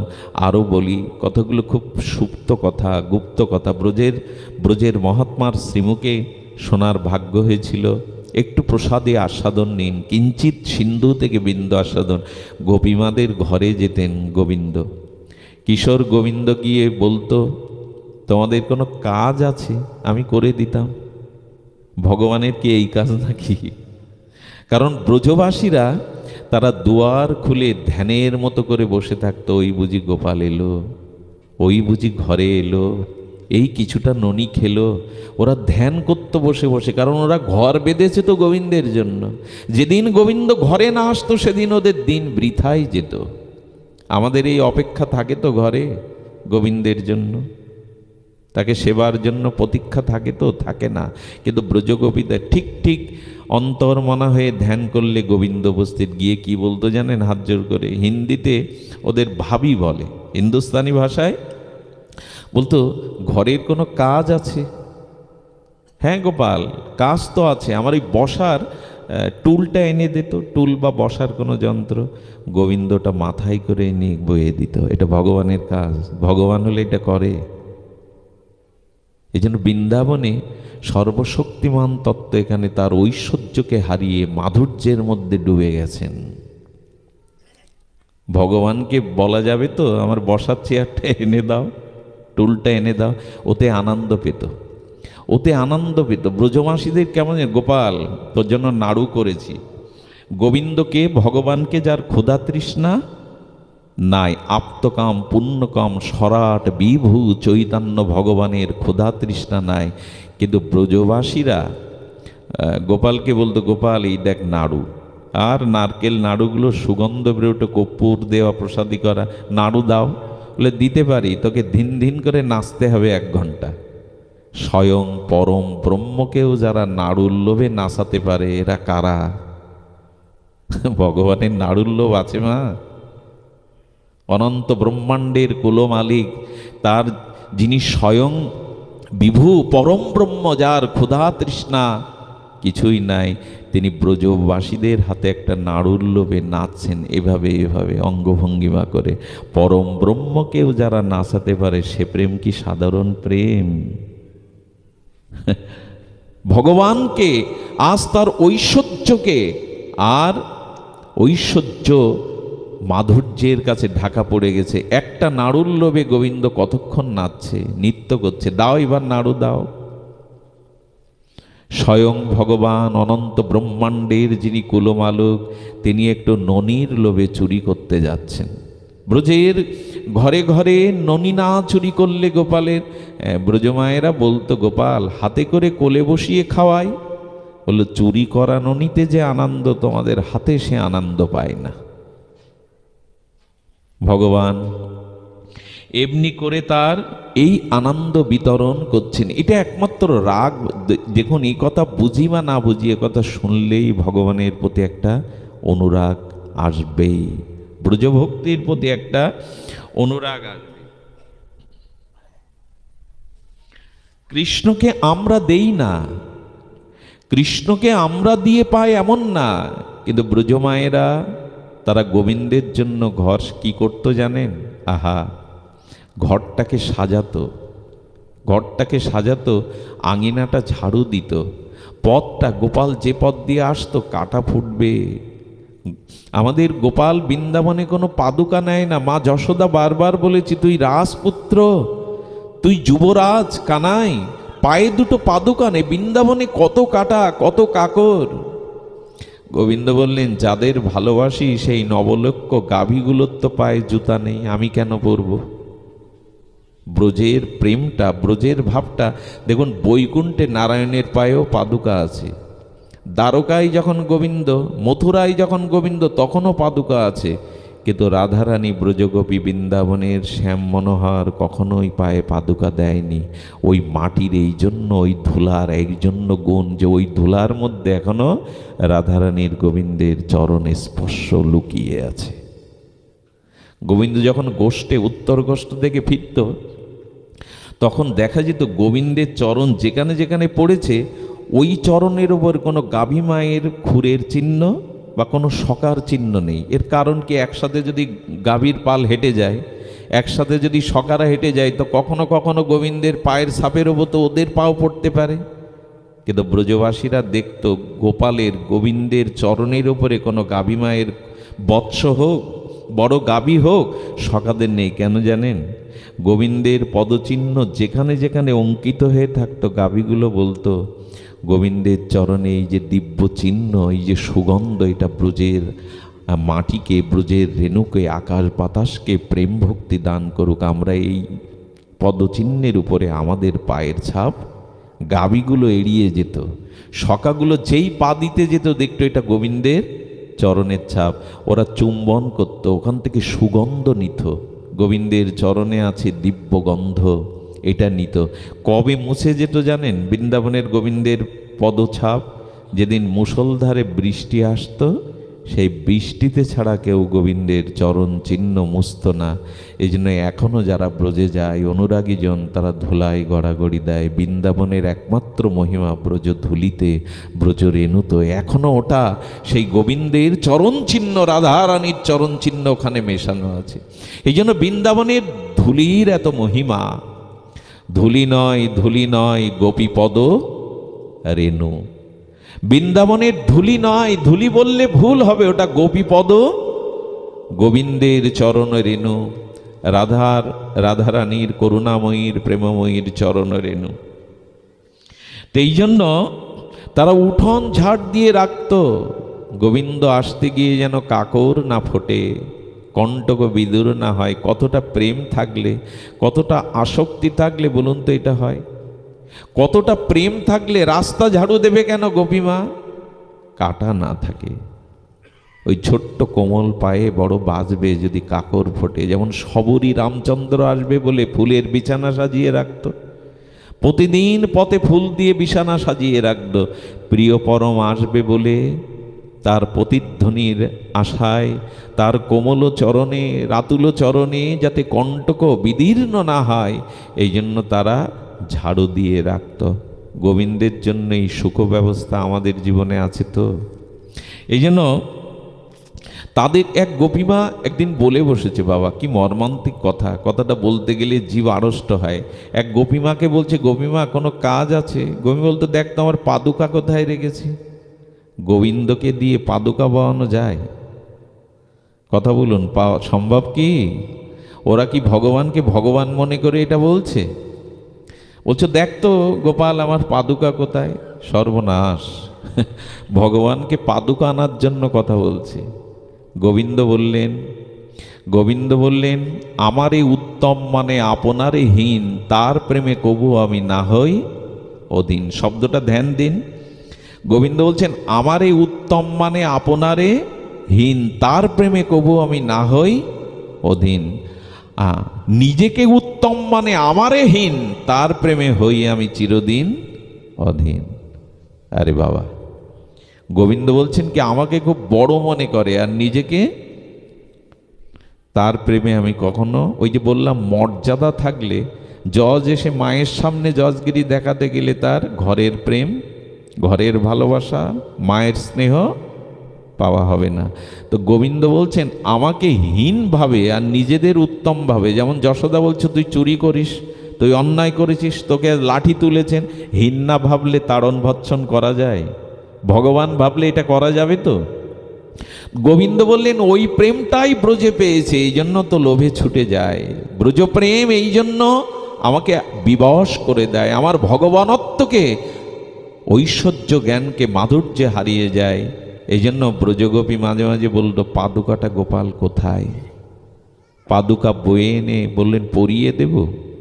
নন্দবাবার জুতো গোবিন্দ মাথায় কি করে আনতেন জানেন? নন্দবাবা যখন বলতো তখন একটা পাদুকা নন্দবাবার একটু ধুলা ঝেড়ে নিত, নিয়ে একটা মাথায় নিত, একটা বুকে নিয়ে নন্দবাবার কাছে আসতো। এই প্রেম একমাত্র ব্রজে। গোপীর ঘরে গিয়ে কখনো নাচবে, কখনো গাইবে, কখনো তাদের বসার বস্তু মাথায় করে এনে দেবে, কখনো বা নন্দ বাবার পাদুকা পরিয়ে দিয়ে গোপাল আর বাবার চরণে এনে দেবে, ধুয়ে দেবে, মুছে দেবে। এই না হলে প্রেম। দেখুন, আমি আগেই বলেছি, প্রেম কোনো প্রদর্শনের জিনিস নয়, বিজ্ঞাপনের জিনিস নয়। আর প্রেমের সবথেকে বড় সংজ্ঞা বা স্বভাব হলো যেখানে নিজ সুখের কোনো চেষ্টা নাই, আত্মেন্দ্রিয় প্রীতিবাঞ্ছা সেখানে এক বিন্দুও নাই। এটা মার্মিক কথা। যাদের নিদ্রা আসছে, অলসতা আসছে, একটু বিবেকের শাসনে সজাগ থাকুন, কথাটি যেন হৃদয়ে না যায়, নাহলে আশা বৃথা হয়ে যাবে। আত্মসুখ যতদিন আছে ততদিন প্রকৃত প্রেম হবে না। নিজের সুখের চেষ্টা যতদিন আছে ততদিন আপনি ভগবৎ প্রেম আপনার দ্বারা, নিজের সুখের চেষ্টা জলাঞ্জলি দিতে হবে। নিজের সুখের চেষ্টা যতদিন, আত্মসুখ দুঃখ গোপীর নাহিক বিচার, কৃষ্ণ সুখেতু চেষ্টা মনোব্যবহার। আত্মসুখ দুঃখ গোপীর নাহি বিচার, নিজেদের সুখ দুঃখের বিচার গোপীদের নাই, কৃষ্ণ সুখেতু চেষ্টা মনো ব্যবহার, সব তার সুখের জন্য। কেমন জানেন? কেমন জানেন? আচ্ছা, বৃন্দাবন থেকে মথুরার দূরত্ব কতটুকু? এদিকে ধ্যান দিন, কথাটি খুব মার্মিক কথা। কতটুকু? 12 কিলোমিটার। কয়টুকু? 12 কিলোমিটার। দেখুন, বৃন্দাবনে গোবিন্দ ছিলেন, ব্রজধামে বা শ্রীধাম বৃন্দাবনে গোকুলে, নন্দালয়ে গোকুলে গোবিন্দ ছিলেন 11 বছর 52 দিন। কয়দিন? 11 বছর 52 দিন তিনি বৃন্দাবনে ছিলেন। দ্বারকায় ছিলেন 100 বছর। 11 বছর কয়টা দিন ছিলেন? মথুরায়। দ্বারকায় তিনি 100 বছর ছিলেন, মথুরায় ছিলেন 11 বছর। সন্দীপনী রবন্তীনগরে 3.5 বছর গুরুগৃহে ছিলেন। এই মোট মিলে 125 বছর গোবিন্দ প্রকট লীলাতে ছিলেন। তাতে কয় বছর ছিল বৃন্দাবনে? 11 বছর 52 দিন। খুব সামান্যই থেকেছেন। কিন্তু জানেন, 100 বছর দ্বারকায় থাকলেও, 11 বছরের অধিক মথুরায় থাকলেও গোবিন্দের মন সর্বদা ব্রজবাসী বৃন্দাবনের জন্য কাঁদত। রুক্মিণী, সত্যভামা, প্রেয়সী সুন্দরীগণ গোবিন্দকে স্বর্ণ পালঙ্কে শয়নে দিত। মাঝে মাঝে দেখত গভীর রাত্রে গোবিন্দ গোপী গোপী বলে বিছানা ভিজিয়ে কাঁদত। গোবিন্দ কাঁদছে কেন? তিনি তো মথুরায়, তিনি তো দ্বারকাধীশ, ওখানেই সম্রাট তিনি। দ্বারকার রাজপ্রাসাদ যদিও সমুদ্রগর্ভে লীন হয়ে গেছে, বিশ্বকর্মার গড়া অচন্তনীয় দ্বারকা নগরী, তার শোভা বর্ণনা করার সামর্থ্য শাস্ত্রকারদের নাই।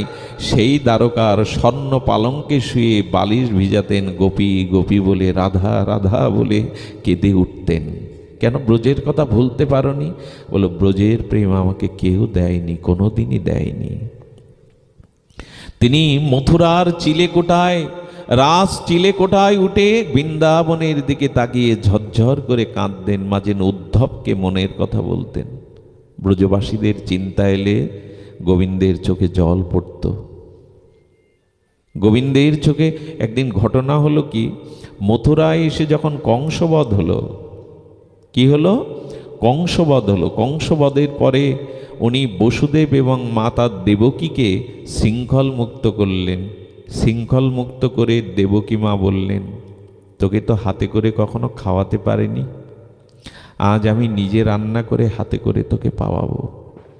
যখন সমস্ত ব্যঞ্জনাদি রান্না করছেন, একজন বলল, বৃন্দাবনে তোমার এই কৃষ্ণ মাখন মিশ্রি বড় ভালোবাসত। কি ভালোবাসত? মাখন মিশ্রি। হ্যাঁ, দেবকী মা আদর করে ওই অন্নের থালাতে মাখন মিশ্রি দিয়ে দিল। গোবিন্দ এলো, হাত ধুয়ে যেই বসেছে, যেই মাখন মিশ্রি দেখেছে চোখে, ঝরঝর করে গোবিন্দ কাঁদছে। খেতেই পারল না, চোখ দিয়ে বিন্দু বিন্দু প্রেমাশ্রু পড়ছে। দেবকী বিস্ময় চোখে দেখলেন গোবিন্দ উঠে গেল, কৃষ্ণ উঠে গেল, খাওয়া হয়নি। নিজের অপরাধ জ্ঞানে আজ সারা জীবনের মধ্যেই প্রথম কৃষ্ণকে হাতে করে খাওয়াতে উঠে গেল। আমার সেবায় কি ত্রুটি হলো? কেন উঠে গেল? উদ্ধবকে জড়িয়ে কেঁদেছিল আর এর উত্তর দিয়েছিল, উদ্ধব, উদ্ধব, মাখন মিশ্রি দেখে আমার মা যশোদার কথা মনে পড়ে গেল। কোলে করে মা যশোদা হয়তো এখন খাই না। জানেন, কৃষ্ণ চলে যাওয়ার পরে নন্দ বাবার উনুনে মাকড়সার জাল পড়ে গিয়েছিল। যশোদা রান্নাঘরে যেতেন না, পাশের বাড়ি থেকে কিছু অন্ন দিয়ে যেত নন্দ বাবা, মা যশোদা তাই পেত। এটা জানা যায় উদ্ধব যেদিন যায় বাবা মাকে সান্ত্বনা, ব্রজবাসীদের সান্ত্বনা দিতে কৃষ্ণ প্রেরিত হয়ে, সেদিন পাশের ব্রাহ্মণ পল্লী থেকে একটু পরমান্ন দিয়েছিল যশোদা, নিজে রান্নাঘরে যেতেন না। তো সেই যশোদার কথা মনে পড়ে গিয়ে খেতে পারল না। কৃষ্ণ বলছেন, উদ্ধব, আমার মাকে এই কথা বলো না, দেবকীকে বড় কষ্ট পাবে। বলবে আগামীকাল আমি তার হাতে সেবা নিতে যাব, কিন্তু পাতে যেন মাখন মিশ্রি না দেয়। এই ভালোবাসা উনি কোথাও পাননি, কোথাও পাওয়ার কথাও না। 125 বছরের মত্তলীলাতে ওই 11 বছর 52 দিনে যে প্রেম, এই প্রেম অন্যখানে তিনি পাননি। মানুষের জীবনের খুব নিষ্কাম শুদ্ধ প্রেম যেখানে না, সে কথা সে আজীবনে কেন কোনো জন্মেই ভুলতে পারবে না। ওখানে তাকে টান দেবেই। একটা অনুরাগ যেখানে প্রীতি বা প্রেম, অনুরাগ, সেখানে তাকে বারবার টেনে নিয়ে যাবে।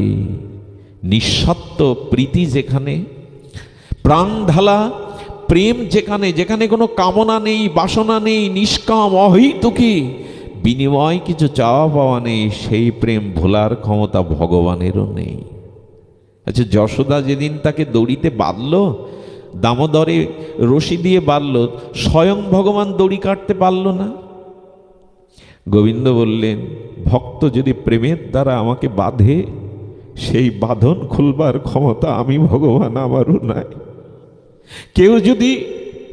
কেউ যদি নিষ্কাম প্রীতি প্রেম ডোরে আমাকে বাঁধে, আমি সর্বশক্তিমান ভগবান হলেও সেই বাঁধন খুলবার ক্ষমতা আমার নাই। এতখানি গোবিন্দ প্রেমে বশ। গোবিন্দ বলেছেন, আমাকে বশ করবার জন্য পৃথিবীর কোনো শক্তি সামর্থ্য নাই, একমাত্র ভক্তিতে প্রেমে আমি ভগবান বশীভূত হয়ে যায়। অহং ভক্ত পরাধীন। আমি সরাট বিভু হলেও, সর্বশক্তিমান তত্ত্ব, অখণ্ড তত্ত্ব হলেও আমি ভক্তের প্রেমে, ব্রজবাসীদের প্রেমে বশীভূত। উদ্ধবকে বললেন, মাকে এই ঘটনা বলো না যে মাখন মিশ্রি দেখে যশোদার কথা মনে পড়েছে। কালকে বলো যেন মাখন মিশ্রি না দেয়। ভুলতে পারেননি গোবিন্দ, কোনোদিনই ভুলতে পারেননি। বৃন্দাবনের ব্রজবাসীদের এই প্রেম গোবিন্দ কোনোদিনই মন থেকে মুছতে পারেননি। এই জন্য দ্বারকায় মথুরাতে থাকলেও তার প্রাণটা পড়ে থাকতো ব্রজে। মধ্যরাত্রে স্বপ্নের মধ্যে গোপী গোপী বলে, ব্রজ ব্রজ বলে, রাধা রাধা বলে তিনি কেঁদে উঠতেন, কেঁদে উঠতেন। এই ব্রজপ্রেম এমন, এই জন্যই রাগ ভক্তি ব্রজবাসীদের আনুগত্যে যদি নিতে পারেন, এখানে ভগবান চিরকালের জন্য প্রিয় পরম রূপে বশীভূত হয়ে যান। এই প্রেম বড় বিরল সংবাদ। আর এই গোপীদের আত্মসুখ বলে কিছু ছিল না। কয় কিলোমিটার দূর বললাম মথুরা থেকে বৃন্দাবন? 12 কিলোমিটার। আচ্ছা, ওরা যে এইভাবে বছরের পর বছর চোখের জলে গোপীরা কৃষ্ণ বিরহে বিরহিণী হয়ে চোখের জল ফেলছে, জানেন? উদ্ধব যেদিন গেল সেদিন দেখলো গোপীদের কাপড় কখনো 10 মাস ছিল। উদ্ধব 2-4 দিনের 10 দিনের নাম করে 10 মাস বুঝে রয়ে গেছিল। উদ্ধব দেখেছিল গোপীদের কাপড় কখনো শুকনা না, ভিজা। গোপীদের কাছে প্রশ্ন করেছিল, তোমাদের বসনগুলো, বস্ত্রগুলো কখনো শুকায় না কেন? আহা, গোপীগণ বললেন, উদ্ধব, প্রকৃতির রাজ্যে বর্ষাকাল 2 মাস, আষাঢ় শ্রাবণ, কিন্তু গোবিন্দ বিরহে আমাদের বর্ষাকাল 12 মাস। গোবিন্দ বিরহে নয়ন দিয়ে 12 মাসই তাদের চোখের জল ঝরে। আচ্ছা, যেদিন মায়েরা কাপড় ভিজিয়ে কেচে শুকাতে দেওয়ার জন্য প্রস্তুতি নেয়, সেই দিন যদি 24 ঘন্টা দিন রাত মুষলধারে বৃষ্টি হয়, কাপড় শুকাইতো? গোপীদের চোখের জলের 12 মাস বিরহ বর্ষাতে গোপীদের কাপড় কখনো শুকাতো না। উদ্ধবকে যে আসনটা রাধারানী বসতে দিয়েছিল, রাধারানীর চোখের জলে আসনটা ছিদ্র ছিদ্র হয়ে গেছিল। উদ্ধব ওই প্রেমশ্রু বিগলিত আসনে না বসে প্রণাম করে ধুলায় বসেছিল। উদ্ধব রাজ মুকুট ছুঁড়ে ফেলে দিয়েছিল। উদ্ধব নিজে রাজ পোশাক ছুঁড়ে বলেছিল, এই অনুরাগ আমার কোনো জন্মে হওয়া সম্ভব না। এই জন্য ওদের ধুলো মেখে পাগল হয়ে গেছিল উদ্ধব। উনি বৃহস্পতির শিষ্য, সর্বজ্ঞানী মধ্যে অগ্রগণ্য। উনি দ্বারকার মন্ত্রী, উনি গোবিন্দের অভিন্ন বন্ধু, কিন্তু ব্রজপ্রেমের কাছে নিজেকে সঁপে দিয়ে বলেছিলেন, গোপীগণ, উদ্ধব জন্ম নিয়ে কি পেলাম আমি? বরঞ্চ তোমরা কৃপা করো যেন বৃন্দাবনে একটা ঔষধি গুগ্ন লতা হয়ে জন্মাতে পারি। তোমরা কৃষ্ণ অনুরাগে যখন ছুটে যাবে, তোমাদের চরণের অনুরাগের একটা ধূলিকণা যদি এই লতার উপরে পড়ে, আমার উপরে পড়ে, আমি ধন্য হয়ে যাব। মহাভাগবত উদ্ধবাদীর এই প্রার্থনা। এই জন্য ব্রজ চাই, বৃন্দাবন চাই, এই ভজন চাই। আমাদের সনাতন ধর্মের অনেক মত পথ আছে, কিন্তু জানেন, প্রেমের অনুসন্ধান একমাত্র আছে ব্রজে। এই জন্য সকল সম্প্রদায়ের মানুষ বৃন্দাবনকে অনন্য মমতা দেয় শুধু গোপীদের জন্য, ব্রজবাসীদের জন্য। কেন তারা যেত না? যদি গোপীদের বলেন 12 কিলোমিটার পথ, গোবিন্দকে তো একবার দেখে আসতে পারো তোমরা যে রাত দিন গোবিন্দ বিরহে বিরহিণী হয়ে কাঁদো, একবার তো দেখে আসতে পারো। 12 কিলোমিটার দূর তো পায়ে হেঁটে গেলেও 1 ঘন্টায় যাওয়া যায়। গোপীরা বলল, কি জানেন, এ উত্তর আর কে দেবে গো? গোপীরা বলল, আমরা যাই না, যাবও না কোনো কালে। কেন জানো? এই জন্য গোবিন্দ ওখানে সুখে আছেন। আমরা যদি তাকে সুখ দিতে পারতাম, তাহলে আমাদের ছেড়ে উনি যেতেন না। আমরা তাকে সুখ দিতে পারিনি, আমরা তাকে সেবা করতে পারিনি। এ কথা আমার আবেগের কথা না, আসর মাতানোর কথা না, চোখের জলে শ্রোতাদেরকে আকর্ষণের কথা না। এ কথা যারা একবার হৃদয় দিয়ে শুনবে, গোপীগণ বলছেন, রাধারানী বলছেন, আমরা যদি তাকে সুখ দিতে পারতাম, আমাদের ছেড়ে তিনি কোনোদিনই যেতেন না। আমরা তাকে কোনোদিন সুখ দিতে পারিনি। সর্বস্ব দিয়েছেন, গৃহে ফিরে যায়নি কৃষ্ণ বিরহে, তবু বললেন তাকে কখনো সুখ দিতে। আচ্ছা, গোবিন্দ দ্বারকা ছেড়ে আমাদের কাছে আসছেন না কেন? কেন জানো? কেন? এই জন্য, যেখানে মানুষ অধিক সুখ পায় সে স্থান ছেড়ে অন্যখানে সে যেতে। আমরা তো লেখাপড়া জানি না। দ্বারকায় যারা আছে তারা আমাদের থেকে অনেক শিক্ষিত, অনেক পরিপাটি, অনেক সেবা জানে। এই জন্য তিনি সুখে আছেন বিধায় আমাদের কথা আর তার মনে নেই। চিন্তা করতে পারেন, বললেন আমরা তাকে সুখ দিতে পারিনি, তাই তো আমাদের ছেড়ে সে মথুরায় চলে গেছে, দ্বারকায় চলে গেছে। আর ওইখানে যে সুখ, রাধারানী বলতে বলতে একদিন উদ্ধবকে বলেছিল, উদ্ধব, মথুরায় পূর্ণিমা হয়, চাঁদ ওঠে পূর্ণিমার? রাধারানী এই প্রশ্ন করতে পারে? উদ্ধব, তোমাদের দ্বারকাতে পূর্ণিমার চাঁদ ওঠে আকাশে? আকাশে চাঁদ তো সবখানেই ওঠে, কেন এই কথা বলছো রায়? পূর্ণিমার চন্দ্র তো নক্ষত্র লোকে সব দেশেই সব কালেই ওঠে, তুমি কেন এই প্রশ্ন করছো? বললো, না, যদি পূর্ণিমার চাঁদ উঠত দ্বারকার আকাশে, মথুরার আকাশে, তবে নিশ্চয়ই পূর্ণিমার চাঁদ দেখে আমাদের কথা অন্তত মনে পড়তো আমাদের প্রাণনাথের। কারণ শারদ পূর্ণিমায় যমুনা পুলিনে বংশী তটে যে রাস হয়েছিল, সেই রাসের কথা অন্তত তার ভোলার কথা না। আমরা কুলধর্ম, সংসার ধর্ম, দেহ ধর্ম, লোকলাজ ছেড়ে সেদিন তার আহ্বানে গিয়েছিলাম। এটা তো তার ভুলবার কথা না, সেই আনন্দের দিনের কথা। আমার মনে হয় দ্বারকায় পূর্ণিমার চাঁদ ওঠে না, উঠলে একবার আমাদের কথা তার মনে পড়ত। এইসব কথা যারা মরমীজন, যারা ভগবানকে গোপী আনুগত্যে ভালোবেসেছেন, এসব কথা তাদের মধ্যে, তাদের হৃদয়ে এক আলাদা আলাদা অনুরাগ সৃষ্টি করে ভগবানের জন্য। না, রাধারানী বলতে বলতে বিরহে কত কথাই বলেছেন। একবার এক চণ্ডালিনী কাক বসে বসে মথুরার দিকে, দ্বারকার দিকে কা কা করে ডাকছেন। কাককে ডেকে রাধারানী বলছেন, ভ্রাতা। কাককে কেউ ভাই বলে। ভ্রাতা, তুমি বড় সংবাদ পৌঁছে দিতে পারো মানুষের কাছে, আমার একটা কাজ করবে? আমি তোমার কাছে কাকের কাছে রাধারানী অনুরোধ করছে, কারণ ওই দিকে ফিরে আসে কাকটা, দ্বারকার দিকে, মথুরার দিকে মুখ করে বসে বলছেন, তুমি একটা সংবাদ দিতে পারো প্রাণনাথকে? কাক কি কথা বলে? রাধারানী হৃদয় থেকে যেন কাক হয়ে বলছে, কি বার্তা দিতে হবে, কি সন্দেশ দিতে হবে বলো রাধারানী। বললেন, প্রাণনাথকে গিয়ে বলো, প্রাণনাথকে গিয়ে বলো রাধারানীর ঘরে আগুন লেগেছে এবং সেই আগুনে রাধারানী দগ্ধীভূত হচ্ছে। কোনো গোয়াল ঘরে যখন আগুন লাগে, পশুগুলো যখন দড়িতে বাঁধা থাকে, তারা জ্বলন্ত অঙ্গারে পুড়তে থাকে, তখন মালিক কি করে জানো? গোয়ালে না ঢুকতে পারলেও বাইরে দিয়ে শিকলটা খুলে দেয় যাতে বেরোতে পারে।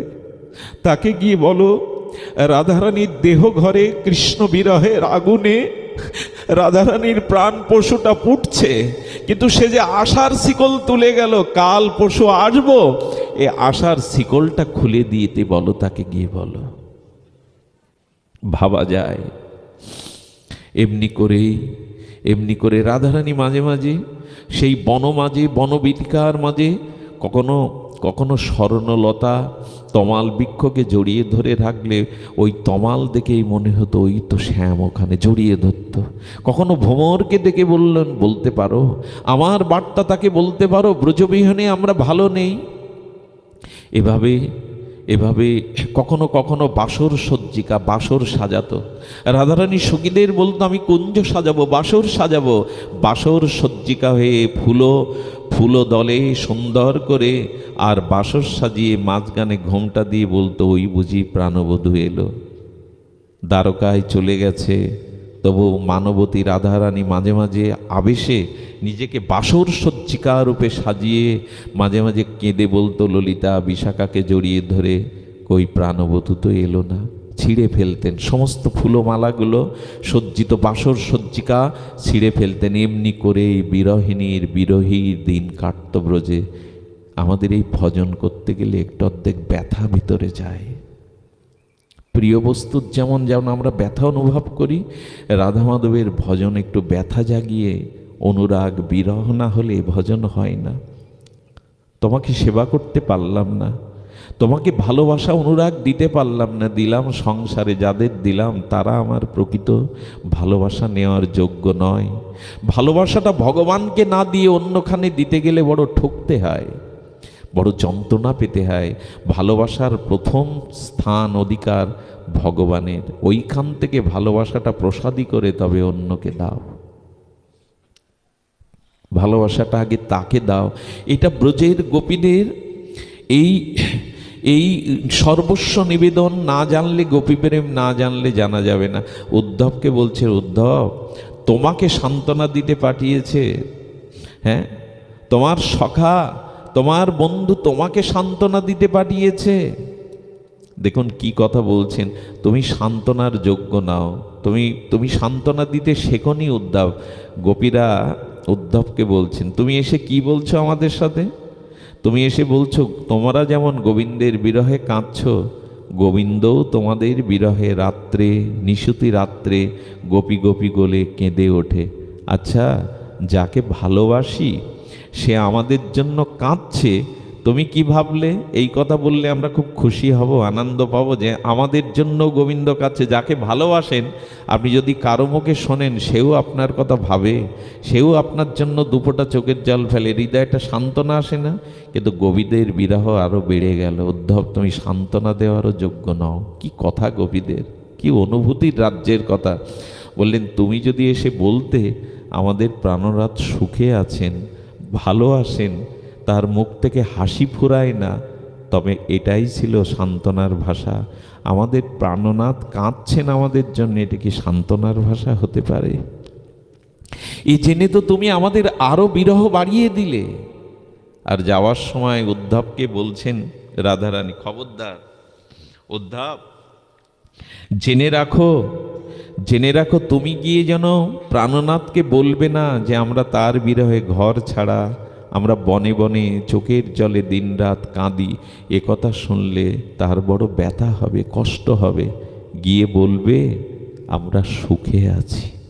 একবার ভাবুন তো, গিয়ে বলবে তাকে আমরা সুখে আছি। এ কথা কে বলতে পেরেছে গো?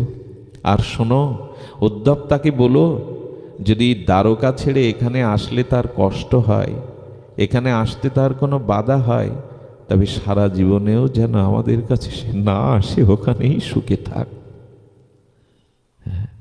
তার সুখটাই তো আমার সুখ। দেখুন, মায়েদের মধ্যে এটা কিছুটা দেখা দেয়। দেখা দেয় কেন জানেন? পুরুষের কর্মগুলো আছে বিচার থেকে। কিসে থেকে আসে? পুরুষের কর্মগুলো কোথা থেকে আছে? বিচার প্রধান। পুরুষ মানুষ যে কাজটা করে সেটা বিচার থেকে, বুদ্ধি দিয়ে করে। আর মেয়েদের হৃদয় তৈরি চন্দ্রের চন্দ্রিমা দিয়ে। মেয়েরা বেশিরভাগে বিচার অল্প দিয়ে, তাদের ভাব দিয়েই কর্ম করে তারা। কি বললাম কথাটি? ব্রেন থেকে আসে, মস্তিষ্ক থেকে আসে বিচার, বুদ্ধি, আর ভাব আসে হৃদয় থেকে। কথাটা আবার শুনুন, ভাব বা ভক্তিটা আসে হৃদয় থেকে, আর বুদ্ধি বা বিচারটা আসে মস্তিষ্ক থেকে। প্রায় পুরুষ যারা, তারা বিচার বুদ্ধি ছাড়া কোনো কাজ করতে চায় না, এবং বিচারটা মস্তিষ্ক থেকে আসে। কিন্তু মায়েরা বিশেষভাবে তাদের হৃদয় থেকে, ভাবের দ্বারাই তারা বেশি পথ চলে। এই জন্য মেডিকেল সায়েন্সে বলে দিয়েছে যারা বেশি জগতের বিচার বুদ্ধি খাটায় এদেরই হৃদরোগটা বেশি হয়। পুরুষের থেকে তুলনামূলক মায়েদের হৃদরোগ অনেক কম, কারণ ওদের ভাব থেকে কর্ম আসে, আর আমাদের বিচার থেকে। মেডিকেল সায়েন্স এটা স্বীকার করে, আজও স্বীকার করে। তো গোপীদের কোথা থেকে এটা আসছে? এই জন্য মেয়েরা বেশিরভাগ ভাব প্রধান হয়, আর পুরুষরা হয় বিচার প্রধান। তো সেই ভাবের আবেশ থেকে গোপীগণ বলে দিলেন যদি তার এখানে আসতে কষ্ট হয়, যদি তার এখানে আসতে কোনো বাধা অসুবিধা হয়, তাকে বলে দিও কোনো কালেই যেন সে আর ব্রজে। কখন বলা যায় এ কথা? তার সুখের জন্য। দেখুন, আরেক দিনের ঘটনা বলি। আরেক দিনের ঘটনা, নারদজি বৃন্দাবন ঘুরে দ্বারকায় গেছেন। দ্বারকায় দ্বারকাধীশের সামনে নারদ যাওয়ার সাথে সাথে বলছেন, নারদ কোথা থেকে এলে? নারদ কোথা থেকে এলে যেই বলেছে ব্রজ, আর নারদের সামনে গিয়ে পরম ব্যাকুলতায় উৎকণ্ঠায় বলছেন আমার ব্রজবাসীরা ভালো আছে তো? আমার মা যশোদা, ব্রজ গোপিকারা, সখারা ভালো আছে তো? নারদের মনে মনে না একটু অভিমান এলো।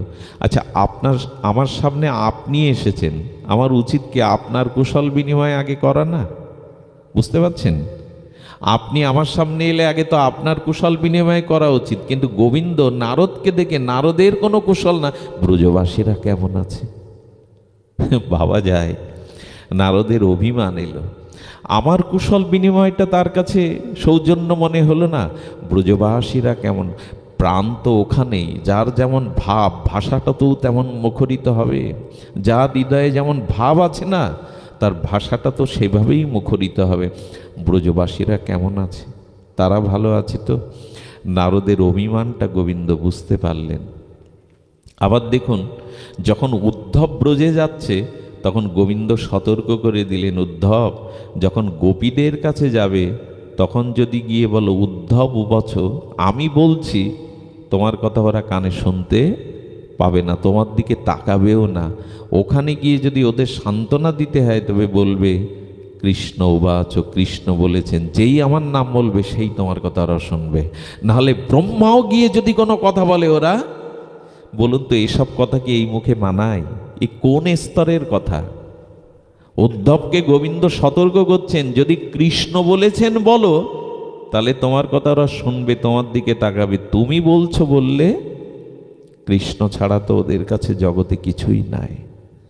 কবিগুরু গোপীদের ভাবটা একটা লাইনে বলে গেছেন বিশ্বকবি। এমন করে কে বলতে পেরেছে জানি না। বলেছেন, নয়নে নয়নে সকল কর্মে সকল বচনে সকল হৃদয় তন্ত্রে তেন মঙ্গল বাজে, আজি প্রণামী তোমায় চলিব না তো সংসার কাজে। কি বলছেন?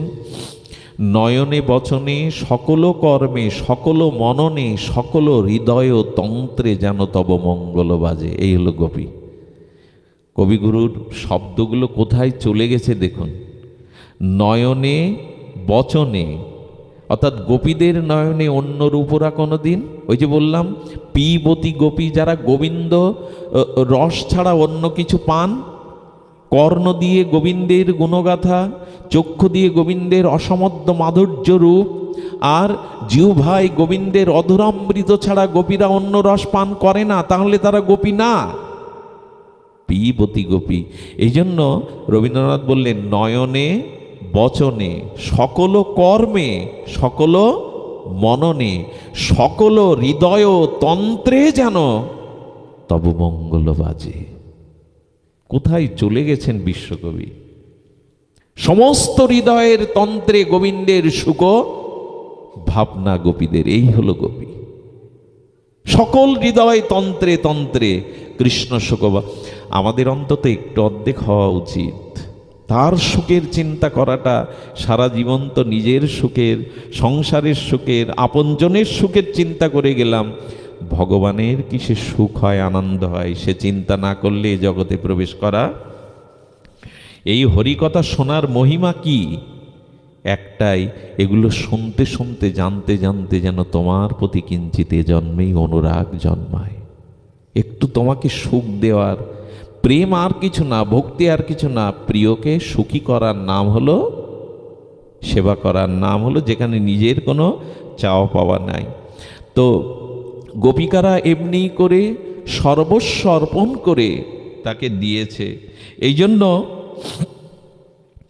জন্য বলছেন সর্বস্ব অর্পণ করার এটা এক জন্মের। গীতায় অবশ্য বলেছেন, বহু নাম জন্ম নামান্তে জ্ঞানবানাং প্রপদ্যতে বাসুদেব সর্বমেতি সমহাত্মা সুদুর্লভ।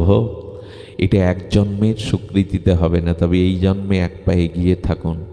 এ জাতীয় গোস্বামী গ্রন্থ, এ জাতীয় ব্রজের অনুরাগের লীলা কথা, এরকম স্বজাতীয় ভক্ত সঙ্গ যদি পান, তবে শুনতে শুনতে শুনতে শুনতে পূর্বরাগ জন্মাবে। আমিও যদি এমন করে গোবিন্দকে ভালোবাসতে পারতাম।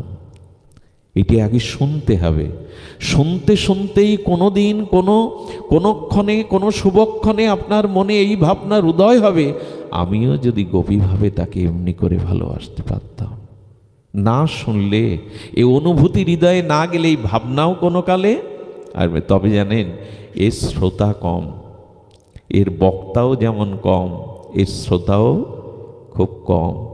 ওই যে বললাম, এটা বিজ্ঞাপনের যুগ, এটা প্রদর্শনের যুগ। যত বেশি বিজ্ঞাপন করা যাবে, আসর মাতানো যাবে, কিন্তু এটা আসর মাতানো কথা না। এ বড় গূঢ় নিগূঢ় সংবাদ।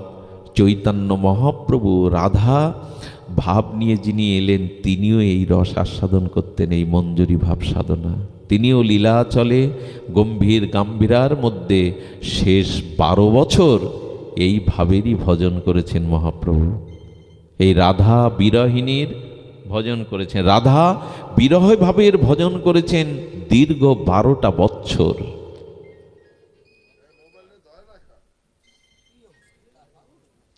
শেঠ যে রহিল প্রভুর 12 বৎসর, কৃষ্ণের বিরহ স্ফূর্তি হয় নিরন্তর। রাধিকার ভাব জয়ীছে উদ্ধব দর্শনে, ওই মতো দশাপ্রভুর হয় রাত্র দিনে, একটা দুটো বছর না, রাধা ভাবের স্রোতে মহাপ্রভু 12টা বছর ডুবেছিলেন গম্ভীরায়। স্বয়ং মহাপ্রভু পর্যন্ত এই রসের ভজন করেছেন, এই ভাবনার ভজন করেছেন। রাধিকার ভাব জয়ীছে উদ্ধব দর্শনে, ওই মতো দশাপ্রভুর হয় রাত্র দিনে। শেঠ যে রহিল প্রভুর দ্বাদশ বৎসর, কৃষ্ণের বিরহ স্ফূর্তি হয় নিরন্তর। লোমকূপে রক্তগম দন্ত ফলে, কবু অঙ্গ ক্ষীণ হয় কবু অঙ্গ ফুলে। এই রস মহাপ্রভু আস্বাদন করেছেন, এটা কোন উচ্চ স্তরের অনুভূতি! এই জন্য এই রসিকজনের, এই সম্প্রদায়ের, এই ব্রজভাবনার স্বজাতীয় স্নিগ্ধ রসিকের সঙ্গ না করলে, গোস্বামী গ্রন্থের এই রাগ ভক্তি, রাগানুগা ভক্তির আশ্রয় না নিলে এটা বোঝাও যাবে না। বরঞ্চ পাঠের পরে শুনতে হবে কি বলে গেল, কিছুই তো বুঝলাম না। কি গোপী কথা, এত উচ্চ কথা! অনেক মায়েরাই তো ঘুমিয়েই পড়েছিল। যা না বুঝতে পারি, যেখানে প্রবেশ না করতে পারি, তবে উন্নত ঔষধ যদি না জেনেও খান, ভেতরে গিয়ে কাজ করবে না ঔষধ? এটি কান দিয়ে হৃদয়ে প্রবেশ করলে এর ক্রিয়া করবে ব্রজ কথা। গোপী আনুগত্যের মহিমা এমন, এ বোঝা লাগে না। এ অনুভূতির রাজ্যের কথা, এখানে ভাষা নেই, এখানে শুধু অনুভূতি। অনুভূতিটা ভেতরে গেলেই যেন এই অনুরাগ জন্মায়, আমার কবে হবে, এমনি করে গোবিন্দ বিরহে আমি কবে কাঁদতে পারবো।